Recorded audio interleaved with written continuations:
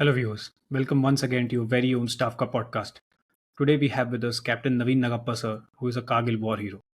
In today's episode, we'll talk about his early life, his training days, the capture of .5140 and .4875, his injury in the Kargil War, and his post-army life. In this episode, we'll also talk about his interactions with Major Ajay Singh Jasrotia, sir, and Captain Vikram Batra, sir. We hope you enjoy this episode. Jai Hind. Thank you, sir. Welcome to STAVKA podcast. It's an absolute honor to have you here. So, sir, we'd like to start by listening a little bit about your early life. If you can describe how your childhood was and how it motivated you to join the Indian Army. So, if you could shed a little bit of light on that. Thanks, Aditya. Thanks a lot. Thanks a ton for having me on your platform. It's an honor and a privilege to be on this platform and chosen a right and appropriate occasion, I suppose. We are just about to hit the 25 years of Kargil War, and what better time, to speak about my experience of Kargil War and share the experiences and, the bravery of men of 13th Battalion Jammu and Kashmir Rifles, the men I fought with, the men who had the privilege to rub shoulders. You know, it's a lifetime opportunity that I got, and very privileged and honored to have taken part in Kargil War with men of 13th Battalion Jammu and Kashmir Rifles. And now coming to your question regarding my childhood, I was born in a place called Hubli, which is part of Dharwad district, Karnataka.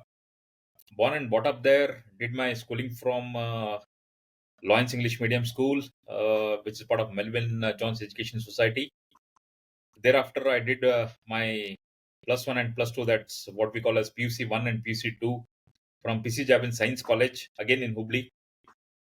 And to talk about my childhood experiences, or what fascinated me to join the defense forces, how I got interested in defense forces was during my PUC 1 and PUC 2, I came across this NCC officer. I was charmed by the uniform, the way he used to conduct himself. The moment I saw him, there was some connect between me and that NCC officer. He was a Rajput officer, and the moment I saw him, the way he used to conduct himself, the uniform, the medals, the stars on his shoulders, he was one person who used to impress people a lot. He used to stand out in the crowd. The way he used to conduct himself, the way he used to stand, the way he used to command, the way he used to talk, that really fascinated me. And PUC2, to be very frank, I was not a very studious kind of a person, sort of just about average or above average, you can call. But I was too good in sports. You name a sports, outdoor activities, I was too good in it.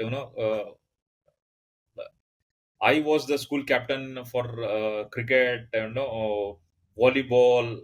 You name a sport, I used to be very good at it. Sort of outdoor person.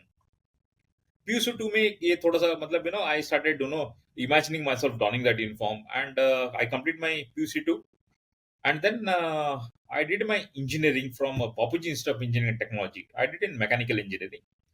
Those 4 formative years, what we call, I did from a place called Davangere. And again, the NCC officer there was a huge influence to me. And I had a very good rapport with him. Although, you'll be surprised, I was not part of NCC, but I was very close to that officer. We had a couple of outings along with that officer, and the stories he used to narrate, the war stories, his experiences in counterinsurgency, that really fascinated me. I took a liking for the defense forces then. That is the time in those formative years or the later part of my engineering. I decided, matlab, if there is something has to be as a career which I want to choose, I decided it's going to be the defense forces. And then, yeah, it happened. I completed my mechanical engineering, and as my parental pressure was there, a lot of relatives in USA, so that the natural inkling towards the parents was that a son should write his GRE and TOEFL and move to US for his MS, because there are a lot of relatives and they were a huge influence on my parents as well. So there are a lot of parental pressure, and you'll be surprised. I wrote my GRE and TOEFL. And TOEFL, I think it was way back. Without any preparation, just because my parents had put in some pressure on me, I wrote my TOEFL exams, and to my surprise and to my horror, I scored 93 percentile without any preparation. That effectively means 93 percentile is 92% of the people who have attended TOEFL have scored below you. So I was mighty, thrilled and mighty elated. I chosen that path of going to USA and doing my MS, I could have easily got commission. I would have easily got, admission in any of the top-notch colleges. My GRE score was also equally good. And but that अंदर से जो कीड़ा था कि मतलब uniform पहनना है, that was that the balance between US and the balance between the balance of Forge, the weightage of Forge was very heavy, and I choose to join the defense forces rather than going to USA for my MS. That's what Right. about my childhood. So, did it take an effort to convince your parents that you were It did. ultimately As going a to matter join? of fact, I filled up my form for service selection board, and then my parents, none of my दूर दूर तक रिश्तेदार कोई फौज में नहीं था, तो फौज ऐसा होता है कि मतलब in this part of India, southern part of India, फौज के बारे में अवेयरनेस बहुत कम है. And the Mhm. पेरेंट्स का नॉलेज फौज से रिलेटेड इतना है कि मतलब कभी वॉर के बारे में सुन लिया, वॉर के बारे में पढ़ लिया, तो देन उनके दिमाग में ये था कि मतलब बच्चा अगर फौज ज्वाइन कर रहा है तो लड़ाई के लिए जाएगा, and life is at risk, life is on the anvil. So it took me a lot of convincing, cajoling. Initially, while applying for the service selection board, didn't take too much of effort, because लोग पता नहीं parents सोच रहे थे ये कहाँ qualify कर पाएगा, नहीं कर पाएगा. It's just a interview, whether he'll make it or whether he's just going for the sake of attending an interview so that he gets exposure. So उन्होंने तो हाँ बोल दिया, and I applied for service selection board, went to the service selection board, and fortunately I got Bangalore as the center. And let me tell you, Aditya, once service selection board में the call letter आया था that we have to join service selection board, and the timing was given in the evening. I enter service selection board SSB Bangalore, and to my surprise and to my horror, what I see is uh, there were around 80 people in my batch, and the previous batch of 80 had got washed out. None of them had got selected. And when I enter the service selection board, what I see is there are around 80 candidates, and they have prepared themselves in the sense most of them are from the defense background. They know what is defense in and out, and majority of them have gone through this. They have come through the coaching academy, so they are well aware ki what's going to happen on the first day, the second day, the third day, fourth day, fifth day, what medicals are going to happen. Everything they are aware, step by step. They are known to them. They have gone through that. They have put themselves through that. But in my case, I was clueless. All I wanted is to join the defense forces. All I wanted is to don the uniform. Apart from that, I was clueless. I was told to get ready for to stay there for 7 days, 6 days presumably, and I had come prepared to stay there for 6 days, not knowing what's going to happen in the first day, and up till 6th day, what's not going to happen. Absolutely clueless. When I entered there, I came to know that previous batches got washed out, and here I am with around 80%, 80 odd people, majority of them having some defense background, knowledge about the selection procedure. Me being clueless, I stood there and mulled over for quite some time. Okay, what are my chances? Naveen, what are you going to do? Matlab, where do you stand? I told myself, Aditya, trust me. I told myself, okay, Naveen, give your best shot. Whatever best you can attempt, give it your best shot. Be yourself, and take it head on. Come what may, whatever be the outcome, just don't worry about it. Your effort for the next 5 to 6 days should be to give your best effort, whatever possible from your side.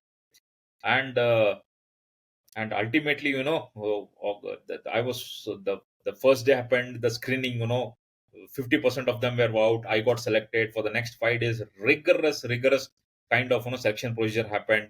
And the final day when the announcement came, the first name was announced, I didn't figure in that. The second name was announced, I didn't figure in that. I was wondering, previous batch washed out, this batch already two people have been selected, and where do I stand? Do I have any chance of getting selected? And the third name, when they called out Naveen Nagappa, they called the chest number. You are identified by a chest number. And when they called the chest number, I couldn't believe. I had to see my chest number thrice. कि उल्टा तो नहीं पढ़ लिया, क्या पढ़ लिया मैंने, मतलब टी शर्ट उठा के देख रहा था. And finally, when I came to my senses and then realized I've been selected, I was mighty thrilled. And my I saw my dream coming true. The next part was I was matlab, selected. The medical happened for the next 1 week, and then finally we were told you've been selected, you will get calling instructions. I went home, and thereafter the calling instructions come, and that in that they have told me to join the Indian Military Academy by the specified date. So that is the time my parents had to sign a bond. My father, I being the youngest, matlab, we are four siblings, one elder brother and two elder sisters. I being the youngest one, pampered. I was really pampered in my family. And we were from not boasting about this thing, but we were from a very very well to do family. So my father was just not keen, just not willing to send me the defense forces, because फौज के बारे में उतना knowledge, as I told you earlier, इतना ही knowledge था कि मतलब अगर लड़का फौज में जा रहा है तो लड़ाई लड़ेगा, चोट लगने का या जान गंवाने का. There are very heavy chances of that. So the mentality was, why send, कि वहां पे उस टाइम पे ऐसा होता था कि बच्चे आंखों आंखों के सामने होना चाहिए. मतलब whatever they do, they should do in the same city. Hubli being a मतलब small town or a city, and my family being from conservative, Fauj was sort of a taboo those days. So finally, it took me a lot of cajoling, coaxing, and my mother was the one who put her foot down and said, "Ki, matlab, let him do whatever he wants in his life. If he wants to join the defense forces, he has so much of fascination to join the defense forces. He wants to don the uniform. Let him do that." I was also at the crossroads. I was, my parents' ambitions was there. I was wondering. I was at a crossroads. I could have, having written JR in TOEFL, I could have easily gone to USA for to do my MS. I was at a crossroads. I wanted to join the defense forces as well. Then that it came to my mind that MS तो मैं कभी भी कर सकता हूँ. Once I go and join USA, I will lose upon the age. I will not be able to join the defense forces later. So the first calling was to join the defense forces, and time permitting, everything happening, maybe I can do my MS later as well. So that's how I had to convince my parents, and subsequently they agreed. My father signed the bond, and yes, I was all set to go to the Indian Military Academy, Dehradun. Right, sir. So, sir, when you landed up in IMA, what was going through your mind? How was the first day? Oh yeah, IMA, when I left Hubli to Delhi, and from Delhi to Dehradun, from Hubli to Delhi, I had to take a train, and then from there I had to travel. And Hubli to Delhi, when I was traveling by train, it was probably 2.5 days or so. All this while I was traveling in the train, I was wondering, Naveen, it's happening with you. It's what is happening. Matlab, you are going to Indian Military Academy. You are going to become an officer. I used to gaze outside the this thing window of the train, and I used to wonder, Naveen, is that really happening for you? It shouldn't happen. You wake up and then realize that you are dreaming. I used to pinch myself a lot, and then I used to talk to people around in the train, and then I wanted to make sure that I was not dreaming and I was living that life. Yes, I went to Delhi and then took a bus to Dehradun, landed up in Indian Military Academy. And Indian Military Academy, it's a cultural shock for a person without any defense background. Let me tell you this, for the word of caution for the defense aspirants.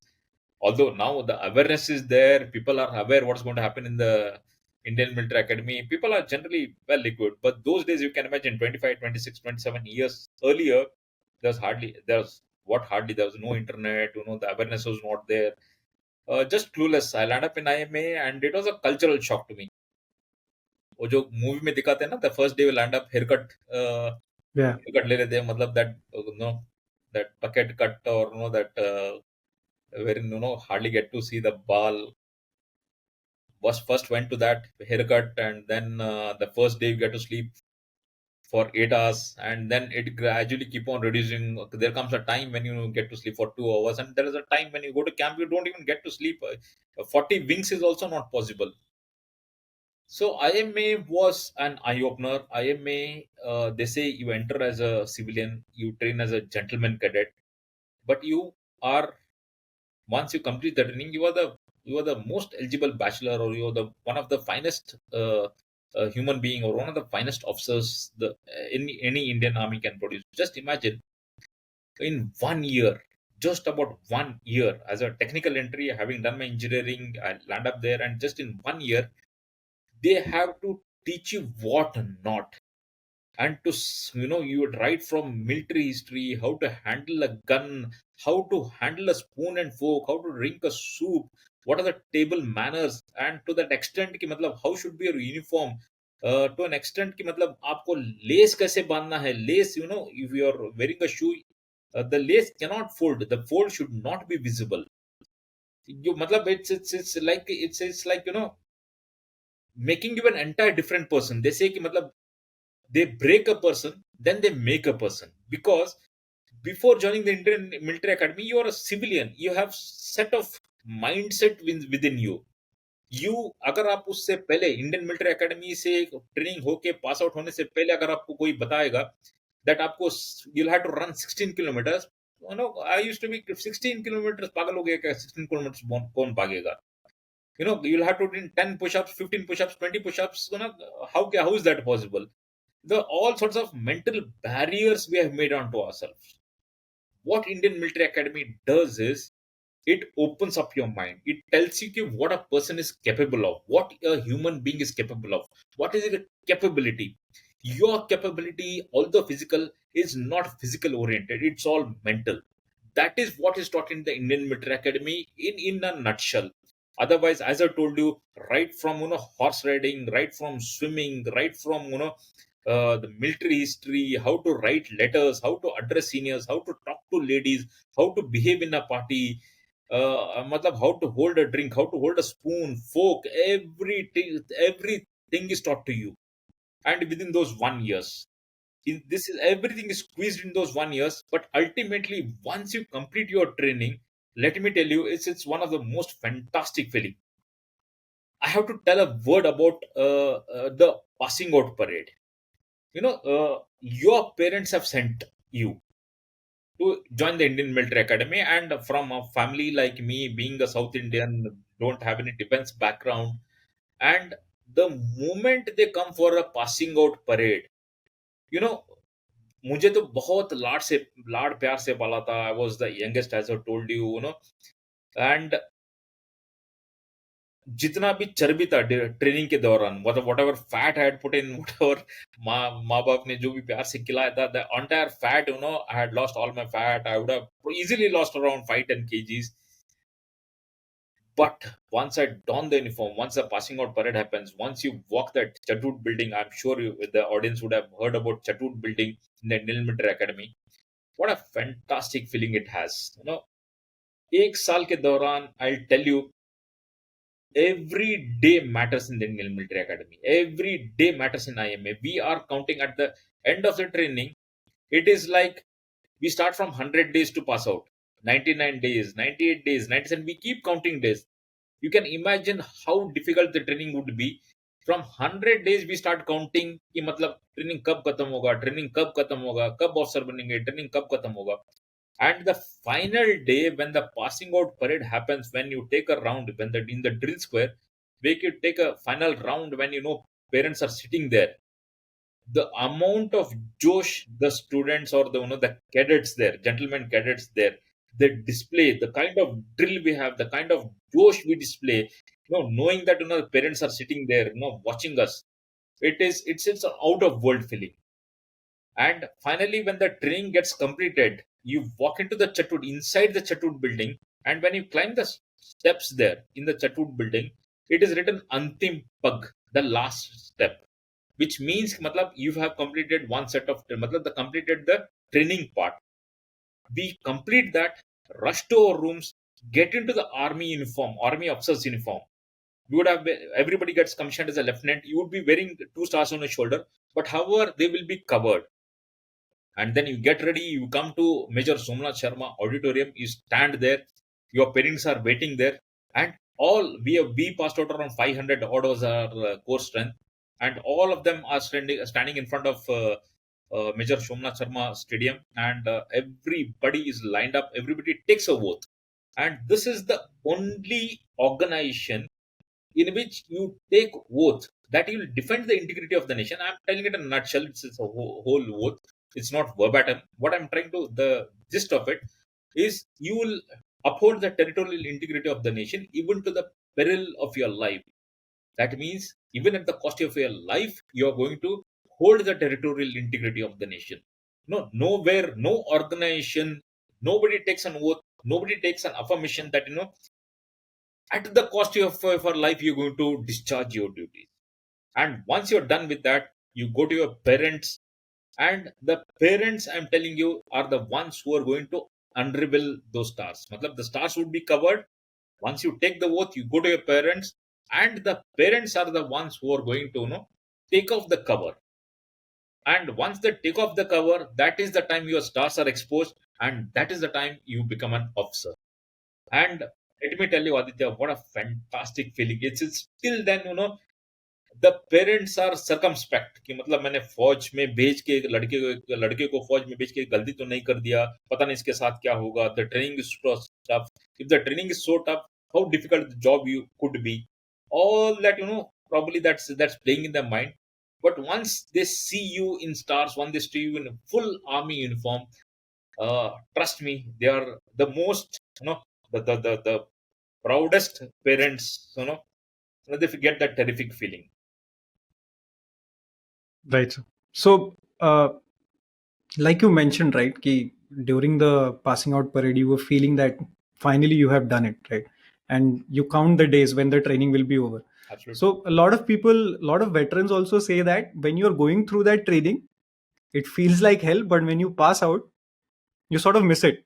Absolutely. It's I a will also bittersweet tell you that. feeling. Yeah. Absolutely. जब passing out parade होता है, मतलब आप final round लगा रहे हो, and then you are crossing that अंतिम पग. Whole 1 year you have waited for that, and you just to cross that, the complete the drill procedure and go on that antim pag. But once you're about to cross that antim pag, you feel, "Arey yaar, ye time kyun khatam ho raha hai?" We wanted more of it because the camaraderie, the the attachment, the brotherhood, what we develop in the Indian Military Academy. Trust me when I say this. You talk to any veteran, any army officer in the school, our friends, matlab, we would have spent right from first to 10th standard, 10 years together. And +2 में आपने 2 साल अपने दोस्तों के साथ बिताया होगा in engineering or whatever degree you choose, 3-4 years you would have spent together. But Indian Military Academy में आप 1 साल जब बिताते हो ना, 1.5 year, depending upon the type of entry you are, that attachment is different. Even today, I left Forge 25 years back. And 25 years back, whomsoever I trained together, today gives me a call at 2 o'clock in the night and tells me to do a particular job.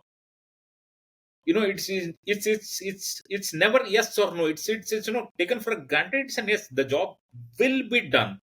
Your course mate has to approach you, and he has to just tell you what's the problem, what's the job is to be done, and he considered it to be done. That is the kind of attachment we have. I'll give you a simple analogy. Whom would you like to spend time with? You have two sets of your course mates, your batchmates, your friends, two sets of them. One who's superficial. I don't say everybody is superficial, just drawing an analogy. And generally हम लोगों पे देखते हैं कि मतलब आपने कोई मतलब पोस्ट कर दिया, if he likes, if he doesn't like, if he replies, if he doesn't reply, that itself is enough for you to get into a clash with that person. You may not like to his face, like to see his face for the rest of his life. But here is a set of people who are known as band of brothers, who are, you can very well trust them. If both of you are in the thick of the battle and something happens to you, you will be rest assured that that person is going to rescue you whatever be the consequences, even at the cost of his life, he's going to come and attempt a rescue, because we strongly believe in no man left behind. Be it in Indian military academy, you will come across many instances when a person is asked to run a marathon due to some reason. If he's dehydrated, not keeping well, he's not able to complete that marathon. There will be somebody who is willing to pick him up like a gunny bag and run along with that person. And be rest assured, there will be people who are going to willing to pick you up. And that's the kind of bonding we have. And you don't want to miss upon that opportunity. You don't want to miss upon such kind of a group. You don't want to come out of that group. That is why they say you may be longing to complete the training, but the as the moment comes for you to say goodbye, or for the moment wherein you say you will know that you complete the training and you will move to respective battalions, respective places, place of your posting, that is the time we want the time to stand still, because we want to be amongst them, we want to be amongst your postmates, we want to spend time along with them. We have seen tough times with them, so we want to be along with them. That's what is the feeling.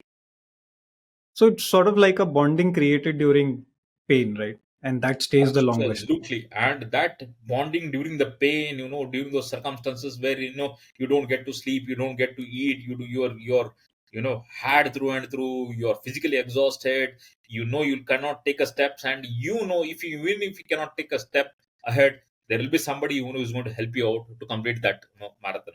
So you would definitely want to be amongst that group for the rest of your life. Right. Any stories that you would like to share from your training days? Oh, there are a lot of them. That itself will become an entire podcast, I suppose. Lot of them had a wonderful time. Maybe I'll tell you again. No, I completed my training in 1998 December. Okay, last year, that is, we completed 25 years of training, and we made a conscious effort. All 25 years later, all 500 odd people who had trained together or passed out together, 25 years of commissioning, we wanted to spend in IMA. All of us got together there. And let me tell you this, it's slightly, once we met there, we had whatever martyrs were there from our course, all the families were invited there. And when they were invited, they're given a stage, they were given an opportunity to talk about their warts. And when the party began, we had kept a table. That table with two chairs was reserved, and the note was there for those who did not return. 25 years later, we we refused to forget them. A table was reserved for those who did not return, who trained with us, but that 25 years later, they were not there with us. That's the kind of respect, that's the kind of attachment, that's the kind of camaraderie we have amongst our postmates. I suppose that sums it all. Absolutely, sir. And the kind of sacrifice that they have made, right? They have given the most important thing, which is life itself. So we should remember them. So, Absolutely. I agree, totally agree with you. yes, sir. So, sir, coming to your post IMA, right? So you were commissioned into 13 JAK RIF. So can you tell us a little bit about that unit? Of course, we know they had a big you had a big role to play in the Kargil War, but if you could tell us a little bit about the unit as well. Okay, December 1998, I get commissioned, 12th December 1998 to be precise. And after that, you're given some amount of leave, and then you join the unit. When I joined the unit in early January 1999, the unit was based in Sopur. It's near Patan, Srinagar side. It's around 60 odd kilometers from Srinagar. And Sopur, I'm sure people are aware, those days it was hotbed of militancy. There are a lot of militant activities there. And first week of January 1999, I joined the unit. What a fantastic unit it was. Kargil, yes, Kargil May, we did fantastically well. That unit was, the crowning glory. Although every unit, everybody who participated, did it with the devotion, did it with whatever might they could bring upon the enemy. They did their best. But 13 JAK RIF stood out. 13 JAK RIF stood out in the sense that, matlab, if in the history of independent India, if there is any unit which has won two Paramveer Chakras in one battle or one war, that is 13th Battalion Jammu and Kashmir Rifles. When I joined the unit, I was mesmerized by the kind of officers I came across. The kind of uh, training, the on the job training, OGT, they say, matlab, on the job training, what I got there, whatever I learned in the Indian Military Academy, I feel that was just a foundation for me. And what I learned there in 13th Battalion in Jammu and Kashmir, my service is very limited. Six months of service before I got injured, I hospitalized, and then medically boarded out. Join in January, May the war starts. July, May get injured, hospitalized, and out of the defense forces. But those 5.5 to 6 months, what I spent in the unit, that actually, the foundation was laid in IMA, but the structure was built in Sopur. The set of officers we had, two amongst them really, really, really stand out. You know, not I'm not making a mention of these officers because they're not there amongst us, but in the Indian Military Academy, when I was getting trained, my DS or my directing staff, he used to tell me one thing. He had told me one thing that remained etched in my memory for till date. He had told me, if you want to improve yourself, what you should do is, whenever you come across a person, identify the qualities in him. Identify the qualities in matlab, which stand out the best, the qualities which you have, and try to imbibe those. When I joined the unit, I come across an officer, Major Ajay Singh Jasrotia. You know, once I see him, once I talk to him, we shared a post. We shared, one post he was holding, and then he had to go on leave. I had to replace him. I went there, handing taking what happened. We spent about 3 days together, and he briefed me the entire thing. And the first time when I saw this officer, Major Ajay Singh Jasrotia, that is the time I made up my mind. If I want to become a better person, and if I want to imbibe qualities in him, if I somebody has to be a role model, I felt Major Ajay Singh Jasrotia was the officer whom I wanted to be like. I just wanted to copy him. I just wanted to imbibe the qualities what we had. He was such a fantastic officer. And of course, Captain Vikram Batra was there, Major Sanjeev Singh Jambal was there, Bhaskar sir was there, Rajiv sir was there, and Guri sir was there. General Y.K. Joshi was then a major. I've seen him as a major who later on went on to become the army commander. He went on to become the lieutenant general. I grew up under their tutelage. Imagine, the kind of exposure, the kind of tutoring, the kind of mentoring I had amongst these officers. Fantastic unit. And captain Vicky sir Vikram Batra sir के साथ तो मेरा बहुत ही अच्छा attachment था and it was my grooming was fantastic there. I went on to a post, isolated post में मुझे भेजा गया था in the 4 months whatever I had. Jimmy sir के साथ my own course mate Sandeep was there. मेरा साथ ही ट्रेनिंग हुआ था. We went into the same unit. Sandeep was also there. Of course he joined later because he was actually from 13 JAK RIF. He went to the regimental center. उनका briefing होके 1 महीना बाद उसने join किया था. Chatterjee sir was there. It was fantastic. That bonding what we developed in the Indian Military Academy, and what the bonding which we developed as an officer of 13th Battalion Jammu and Kashmir Rifles. That will stay with me for the rest of my life. Right. So, sir, you mentioned that you wanted to become like if there's a role model. So, Major Ajay Singh Jasrotia sir was the role model that you wanted to become like. So, what were the qualities that you observed in him? See, we all, whenever we go for service selection board, everybody talks of officer-like qualities. Everybody Yeah. has that. If you get selected, there are some people sitting there. If 10 odd people, including the psychologist, including the president of the service selection board, has selected you, that means you have something in you. You know, that leadership qualities, that officer-like qualities. What everybody says OLQ. Everybody talks about officer-like qualities or OLQ. Everybody possesses that.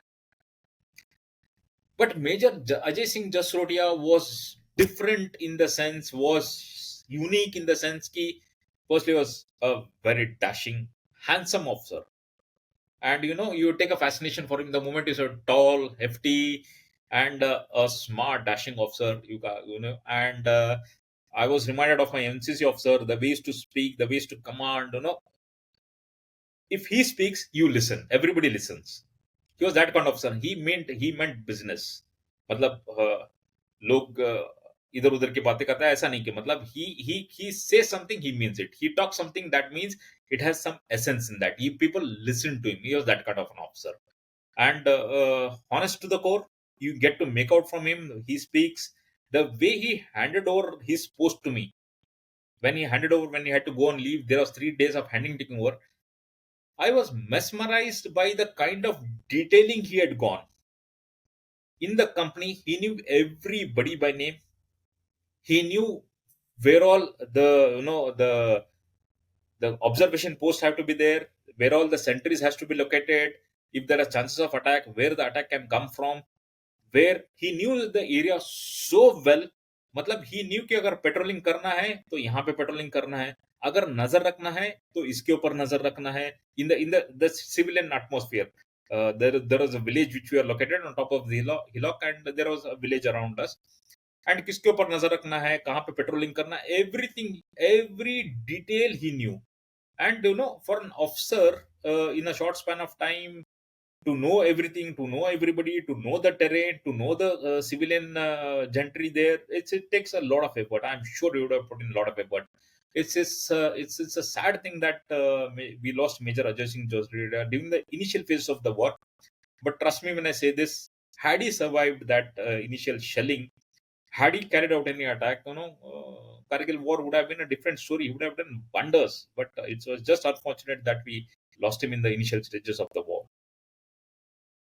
Right, sir. And he would have been he would have gone on to become a great leader as well from the qualities that you just mentioned. Absolutely, Yeah. his father was a very high-ranking officer in BSF then, and I'm sure he would have done wonders. He would have done, as I told you, it's a great loss to the organization. It's a great loss to the nation that people don't really remember him. People remember people who got awards, who were in the news. But Major Ajay Singh Jasrotia is one person who who is, I call him an unsung hero. Probably because he could not effectively contribute. Not that he didn't contribute during the war, but he was not part of any actual attack. It was during the shelling when we had deployed ourselves in Kargil. When we were before we could launch an attack, there was shelling which was happening. Intense shelling by the enemy was happening there, and in spite of getting injured, there was a shell which had punctured his back. But in spite of that injury, he kept on rescuing his men. That speaks volumes about that officer. Volumes about the leadership qualities which we possess. In spite of that injury, he kept on rescuing people. And finally, when there was too much of blood loss, he was not able to cope up with that speed. He was not able to. Physically, his body started giving up. That is the time he went and sat in the corner, and that is the time few officers started noticing him that it has got injured. And probably if there was not no too much of physical strain on his body, he would have kept on doing that in spite of that injury to his back. What a fantastic officer he was. I met his family. I met his family in the sense I met his mother. I went. He Mother stays in Jammu. I met her. uh, you know they have kept his room as it is. I spent some half an hour in his room alone, just admiring that officer. There's a huge photograph of his in the room, everything intact. Nothing has been changed since he left us. His room has been left untouched. He's kept it as it is. When I met his mother, I spent some half an hour in his room. I could feel that the presence of that officer. I could feel his aura. I could feel his fantastic officer. Just to sum it up, it's a loss to the nation. It's lost to the organization that we lost him so early. Absolutely. I think he saved around 6, 7 men after Yeah, yeah. getting injured. Right. There was a lot of shelling which was happening, and when the shelling happens, the sprinters scatter, and the sprinters scatter and injure the people. And it was an unscheduled shelling which happened. We had not pitched in our tents because in the initial phases we had not dug our trenches properly. We were in the process of digging out trenches, but that's when the people were open. initial phases में people were in open. That's the time shelling happened. The sprinters, people running helter skelter, people getting injured, and he used to run. People run in spite of the shelling happening. He used to run. People getting injured. He used to rescue them, get to a safe distance, put them inside the trench which we had dug, and then run again to rescue somebody. He was that kind of an officer. He would have easily rescued around 78 people. Right. And enemy locations were also, I think, not. The location was not known at that point because we were still in the initial stages.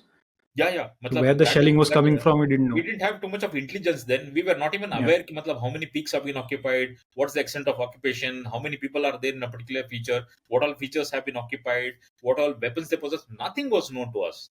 It was to be frank, it was a surprise to us that people to get into the background, not getting into too much of background. We all know ki, matlab, we had carried out a nuclear blast a year earlier.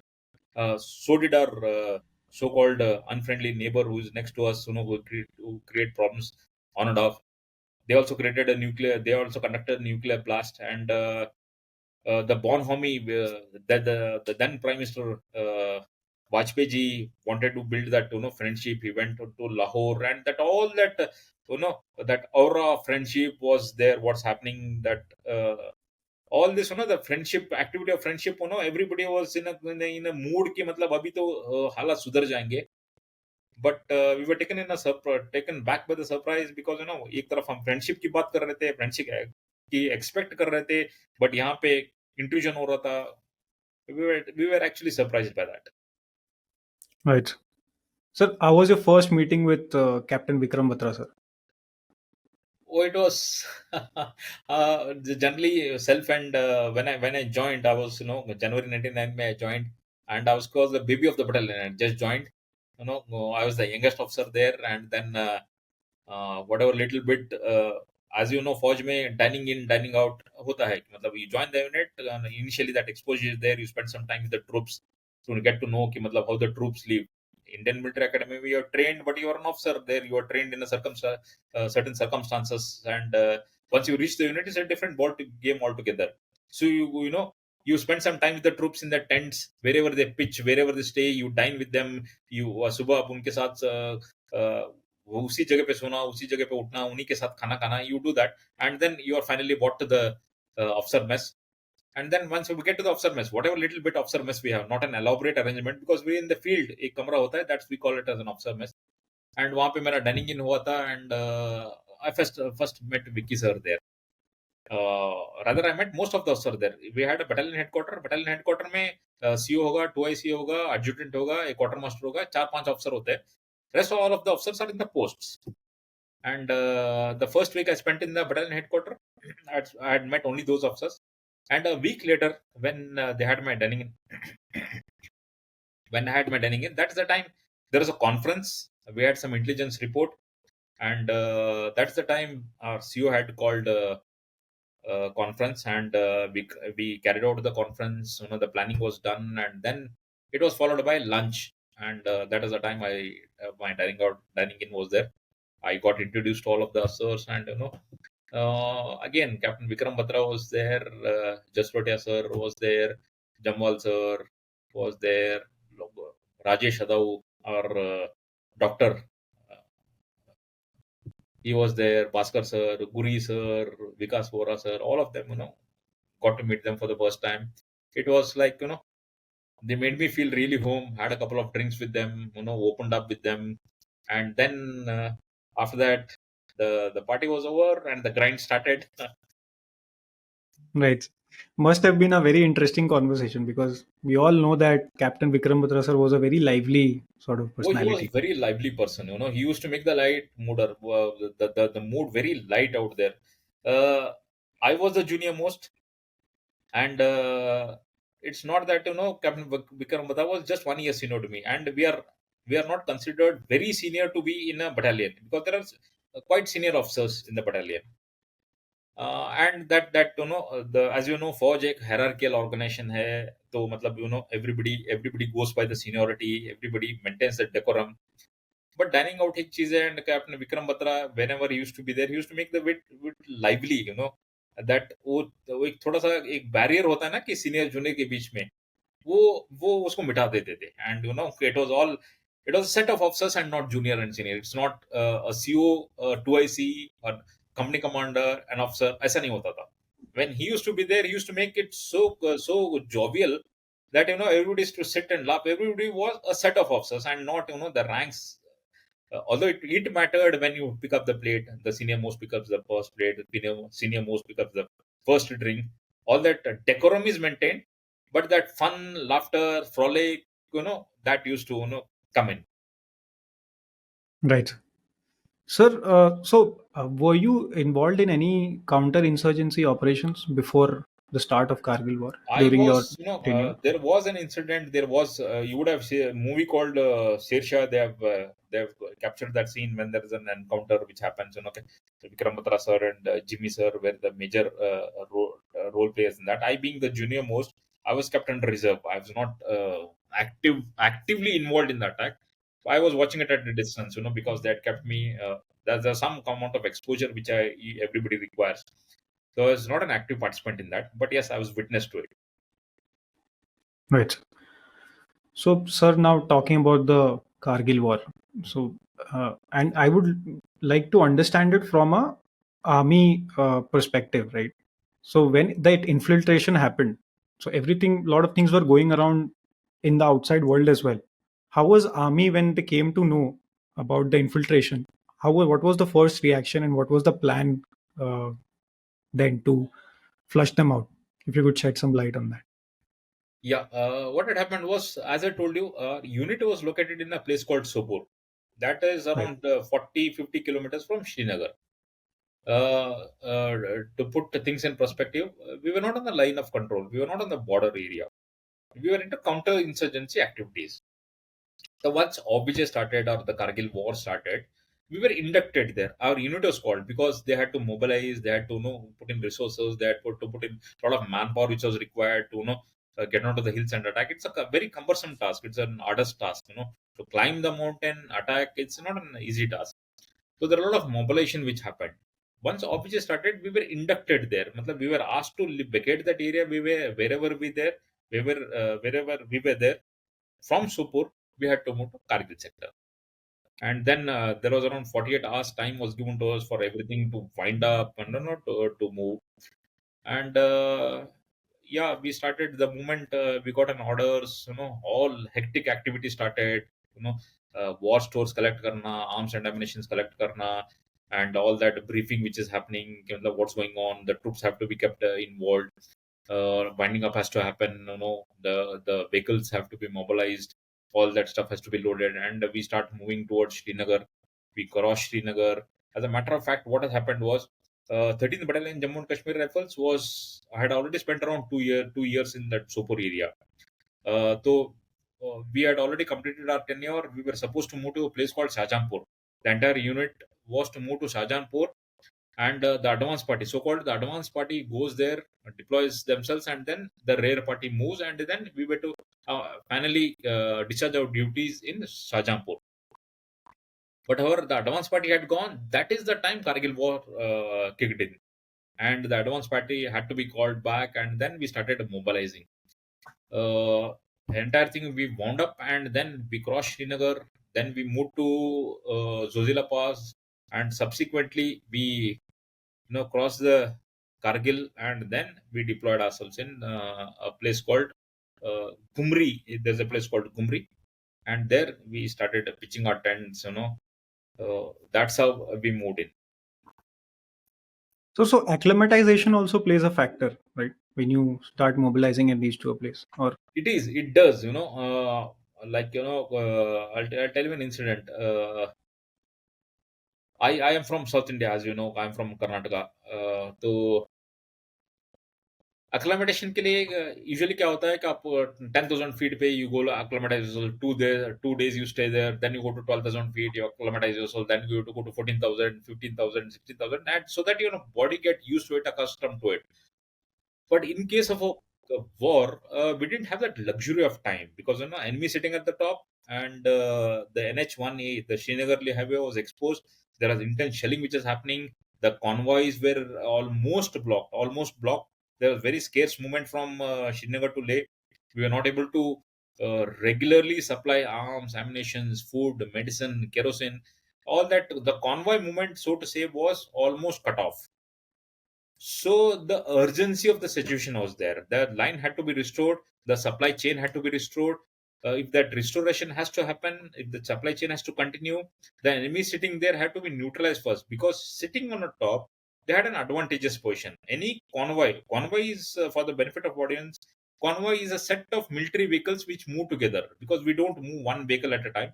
A series of vehicles move, wherein ammunition is loaded, wherein food, medicine, kerosene, whatever stocking is required, everything is moved to convoy.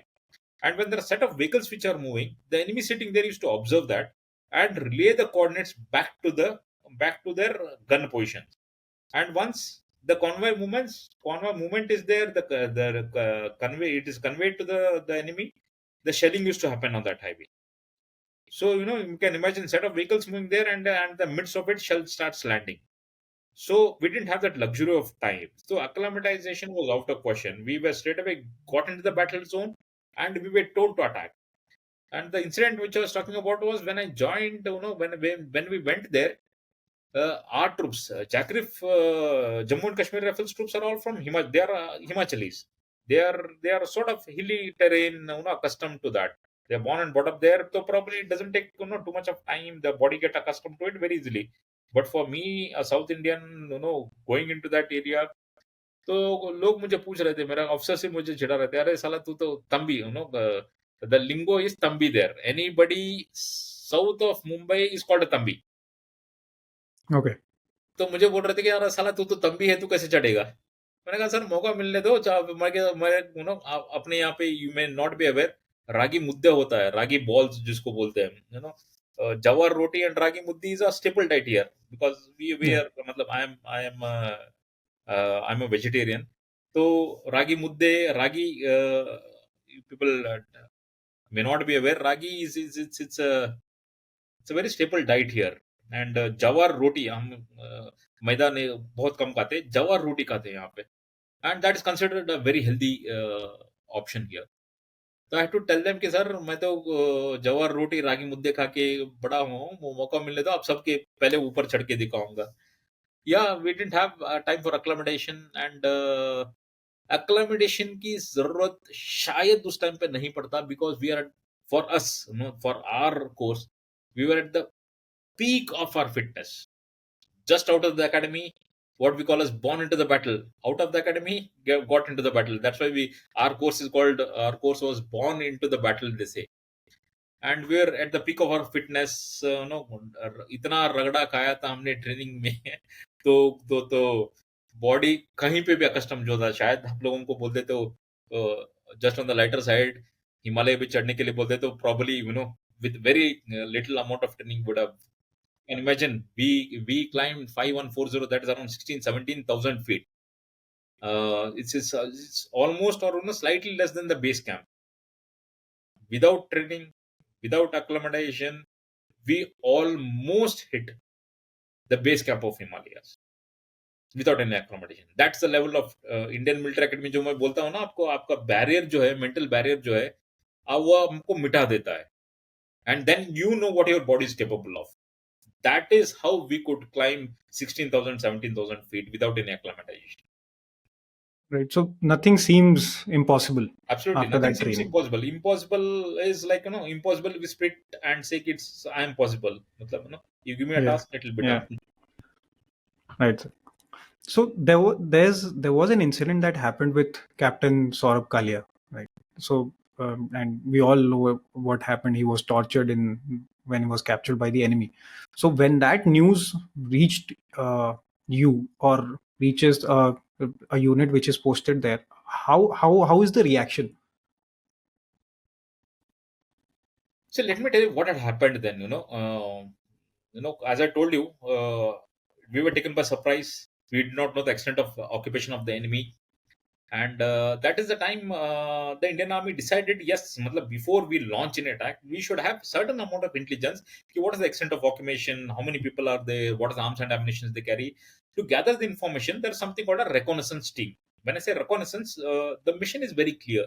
It's only reconnaissance. Reconnaissance is You go there, climb up the mountain without the enemy noticing you, without they coming to know that you are there, and you observe them. You climb in the night, you observe them in the day, make a mental or a note of it, and then climb down in the night so that the enemy doesn't get to know that you are there. For this task, Captain Saurabh Kalia and his team of five of his teammates, total six people put together from a regiment. He was from a regiment called Fort Jat. They were tasked to gather intelligence from a post called Bajrang Post. So the task, as I told you, was reconnaissance only to gather the intelligence. They carry whatever little bit ammunition they could carry, and a small team of six people. They start climbing the post in the night, and the mission, as I told you, was only to gather the intelligence. They plonk themselves, at a vantage point, and they want to observe them. But the enemy knew ki matlab, there's some sort of incidents which are happening. There's some sort of army has come to know, Indian army has come to know. There are a lot of shuffling which is happening. There are a lot of movement mobilization which is happening. So there will be a reconnaissance team. There will be intelligence gathering. They were expecting us to carry out that intelligence mission. So these six people, they start walking, they to gather the intelligence. They were looking for a vantage position. From there they can sit and observe the enemy. But unfortunately, what had happened was these six people, heavily outnumbered, sizable numbers were there on the Bajrang post. The enemy was the holding the post in sizable numbers. These people walk into a trap. They keep walking, thinking that the enemy is not noticing them, but enemy is sitting on top, observing down below. They were watching everything which is happening at the bottom, so they could easily sense that there are people who are coming to gather intelligence. So what they do is they let them inside. They let them come into a trap. They let them walk without disturbance, without any noise. So these six people, thinking that the enemy was not observing them, the enemy was not aware, they keep walking into a trap. And subsequently, when the enemy felt they have been fully encircled, they have included, there is no exit way for them, they have been totally encircled. That is the time they pinpoint firing. They start upon these six people. It's not that this team of led by Captain Saurabh Kalia gave up without a fight. They fought. Immediately when the firefight starts, the first thing is you find yourself under a cover. You get into behind the border and start reacting. Start returning the fire. They kept on doing that, but how long they could sustain? Because limited arms and ammunition, they kept on fighting. Ultimately, there came a time when they expended all their ammunitions. Once they expend all their ammunitions, there's nothing they can do. The exit route is cut off. So there was absolutely, they didn't have any option. That is the time enemy encircles them and start closing in upon these six people. And ultimately, they were taken prisoner of war. And after taking prisoner of war, believe me, there's something called Geneva Convention of Treatment of Prisoner of War, in which we are a signatory, so are our adversaries. They are also signatory, in which everything is laid down. Okay, how do you take an enemy as a prisoner of war? How do you declare it? How do you disarm them? How do you treat them? Medical attention which has to be given them. Everything is laid down. But as we all know, Pakistan being a rogue nation, uh, what they do is beyond anybody's imagination. Imagine 21 days they were kept under captivity. Just not captivity, they were brutally tortured. And 21 days later, when the bodies of these six people were handed over back to the Indian army, not only the Indian army, the entire world was shocked seeing the state of bodies. Even the Red Cross refused to conduct the post-mortem. Can you beat it? The Red Cross refused to conduct the post-mortem. Indian Army doctors conducted the post-mortem, and the post-mortem reports said that the skulls were fractured, their eyes were gouged out, teeth were broken, the tongues were cut, hot iron rods were pierced into their ears. There were cigarette burn marks all over the body, and even the genitals were not spared. Imagine the kind of torture they would have undergone for 21 days flat. Let me tell you, a soldier doesn't mind sacrificing his life, doesn't he doesn't hesitate to sacrifice his life, but he wants to die in case inevitability comes upon him. He wants to die with dignity, he wants to die with honor. Nobody wants to die like this tortured inhuman this thing. Any loss of life, any loss of a soldier, it really hurts, it really pinches.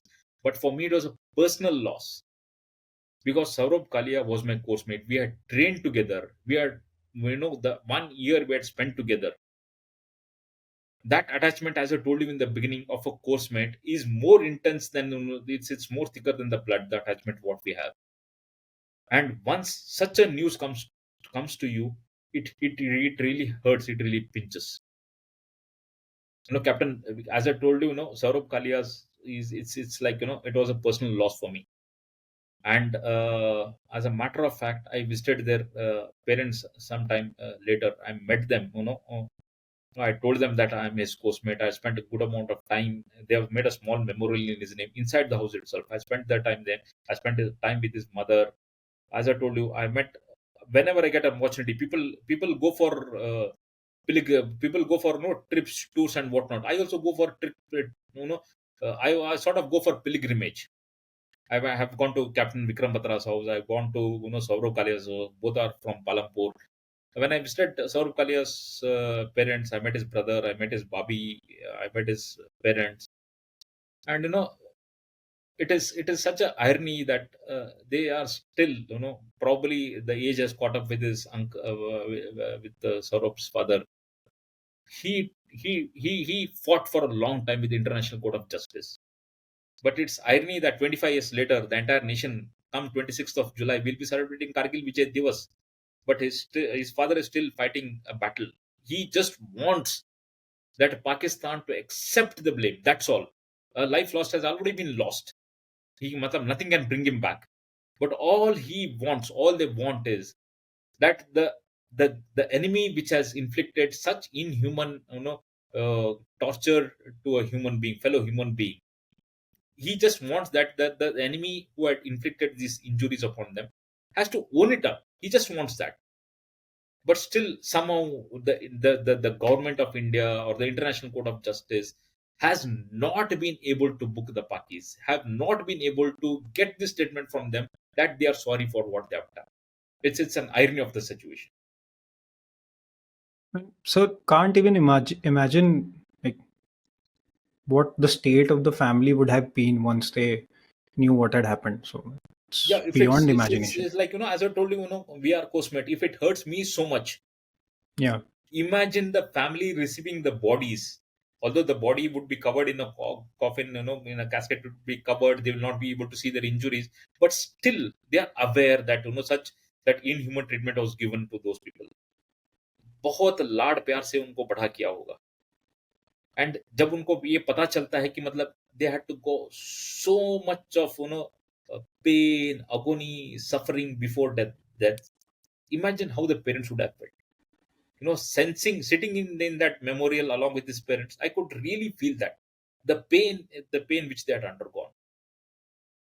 It's beyond explanation, beyond words. Matlab, you and me can sit and talk, as they say, all give some. We all have given something, but some gave all. They are the ones who have right. given everything of this. So no matter how much we discuss about this, we'll not be able to understand it completely, I and agree. I you'll be agree. able to Totally agree with you. understand more than me at least. So Yeah, as I told yeah, you, for a course mate, if it hurts so much, imagine the family yeah, members. It's beyond right. comprehension. We just can't even put ourselves in their shoes and visualize what they would have undergone. It's beyond imagination, beyond comprehension. Right. So the attack on point 5140 that 13 JAK RIF undertook. So how was that attack done? So if you can give a little bit of detail about it, like the terrain in the attack was to be carried out. A little bit of detail about that as Okay, it was like, 0.5140 the attack. When we say the D-Day for the attack, once we decide that it's going to attack, we are going to attack this feature on a particular day. That's, we call it as the D-Day. Before that, the reconnaissance happens. Reconnaissance is, if you have to attack this feature, the occupied enemy, which has been occupied by the enemy, a feature close to that is what we go, observe the enemy. We walk in the night, sit there before the day breaks, before the sun arises. We go and deploy ourselves there. We carry out a reconnaissance. Reconnaissance, as I told you, we try to gather intelligence. Here, when we are going for an attack, we just not gather the influence. We also see, if we have to attack the enemy, which side we have to attack, what's the access we have to take. If there is a two-pronged or a three-pronged attack, what are the different companies, what routes they are going to take, everything, we try and make a mental sketch as well as a sketch of that. We everything is, we are try to gather as much of information, as much of planning itself there. कि मतलब what will be the axis of attack, if it's, we have to cut off the supply lane of the enemy, how do we cut it off. If I have to casualty evacuation has to be there, how do we evacuate the casualty. If somebody gets injured, how are we going to evacuate him. Everything, we make a mental map of it, come down, discuss with our commanding officer, and the commanding officer is the one who ultimately takes a call, who is going to lead the attack, what will be the strategy of the attack, what will be when the artillery is going to fire, when the artillery is going to stop, when the actual attack is going to happen. Everything is pre-decided, everything is planned, consensus is taken, and then decision is made upon, and then the teams which are selected. So the first attack on, as you said, 5140 was to be led by Captain Sanjeev Singh Jamwal and Captain Vikram Batra. They were to lead their respective companies, and then the axis of the attack, everything was decided. 19th June was the D-Day for the attack. And then, to put it in a nutshell, not going into too much of details into the attack. The attack on 5140 was carried out within flat 48 hours. 48 hours के अंदर वहां पे जितने भी दुश्मन थे उनको, मतलब they were all neutralized. Whatever bunkers, sangars that kept, they were all blown apart, and then the feature called 5140 was taken into our control. And you see, 0.5140, the audience may not understand when we say 0.5140. What is 0.5140? What is the significance of 0.5140? Why do we say 0.5140? You see, not every feature can be named. There are some features you would have heard about. Tiger Hill, it has got a proper name. But there are series of hillocks there. There are around hundreds of them. Not everybody can. Every one feature cannot be. Every hill cannot be named. So what we do is we identify it by its altitude. When I say 0.5140, it is 5,140 meters above sea level. Again, when I say 5140, the audience listening to it may just feel it's just a number. Once we say 5,140 meters, that somewhere translate to 16,000 to 17,000 feet. What happens there is, there's something called rarefied atmosphere. You and me are sitting here, the audience are sitting there in a comfortable house with probably the AC on. The kind of oxygen content we have here, the kind of oxygen which we inhale once we inhale, the oxygen which gets into our body, and vis-a-vis what gets into our body there, the kind of rarefied atmosphere, the oxygen content is less than 50% at that altitude. As you grow in altitude, the content of the oxygen keeps dropping. As a result, what happens is, it is very arduous task, the climbing the mountains at that altitude. uh, the gradient, what we call it, is 70 to 80 degrees. We walk, if you have to climb stairs, it is just lower limbs we use, and we climb the stairs. But वहां पे क्या होता है, we say on force, force when you say lower limbs as well as upper limbs. दो पैर का काम चलेगा, दो हाथ का काम चलेगा, तभी आप चढ़ पाते हो. That is the kind of gradient we have. Winds blowing at terrific speed, at times it drizzles, you're sweating from inside, the rain is falling onto you, बाहर से ठंड लग रहा है, अंदर से गर्मी हो रहा है. It is pathetic. And on top of that, you are carrying around 25 to 30 kgs arms and ammunitions you are carrying, because once you climb up the hotel, you have a weapon. If you don't have the ammunition, what is the fun? You'll not be able to fire, you'll not be able to respond, you'll not be able to neutralize the enemy. You'll have to carry sufficient amount of arms and ammunition there. So around 25 kgs if you are carrying at that gradient, matlab, sub-zero temperatures. Imagine, climbing the feature itself is a task. It's itself a battle in itself. Fighting the enemy itself is a secondary battle. The first primary battle is, you climb up to there, you go there, you deploy yourselves, make a foothold, and then start the attack. जब भी हमें कोई चोट लगता है ना, मतलब vertical कोई any headache or no stomach ache, what we do, we just just want to get rid of that. Get rid of the, in the sense कि मतलब हमें जल्दी से डॉक्टर के पास जाते हैं, दवाई शवा ले लिया, ज्यादा हो गया तो इंजेक्शन ले लिया, we just want to get rid of that.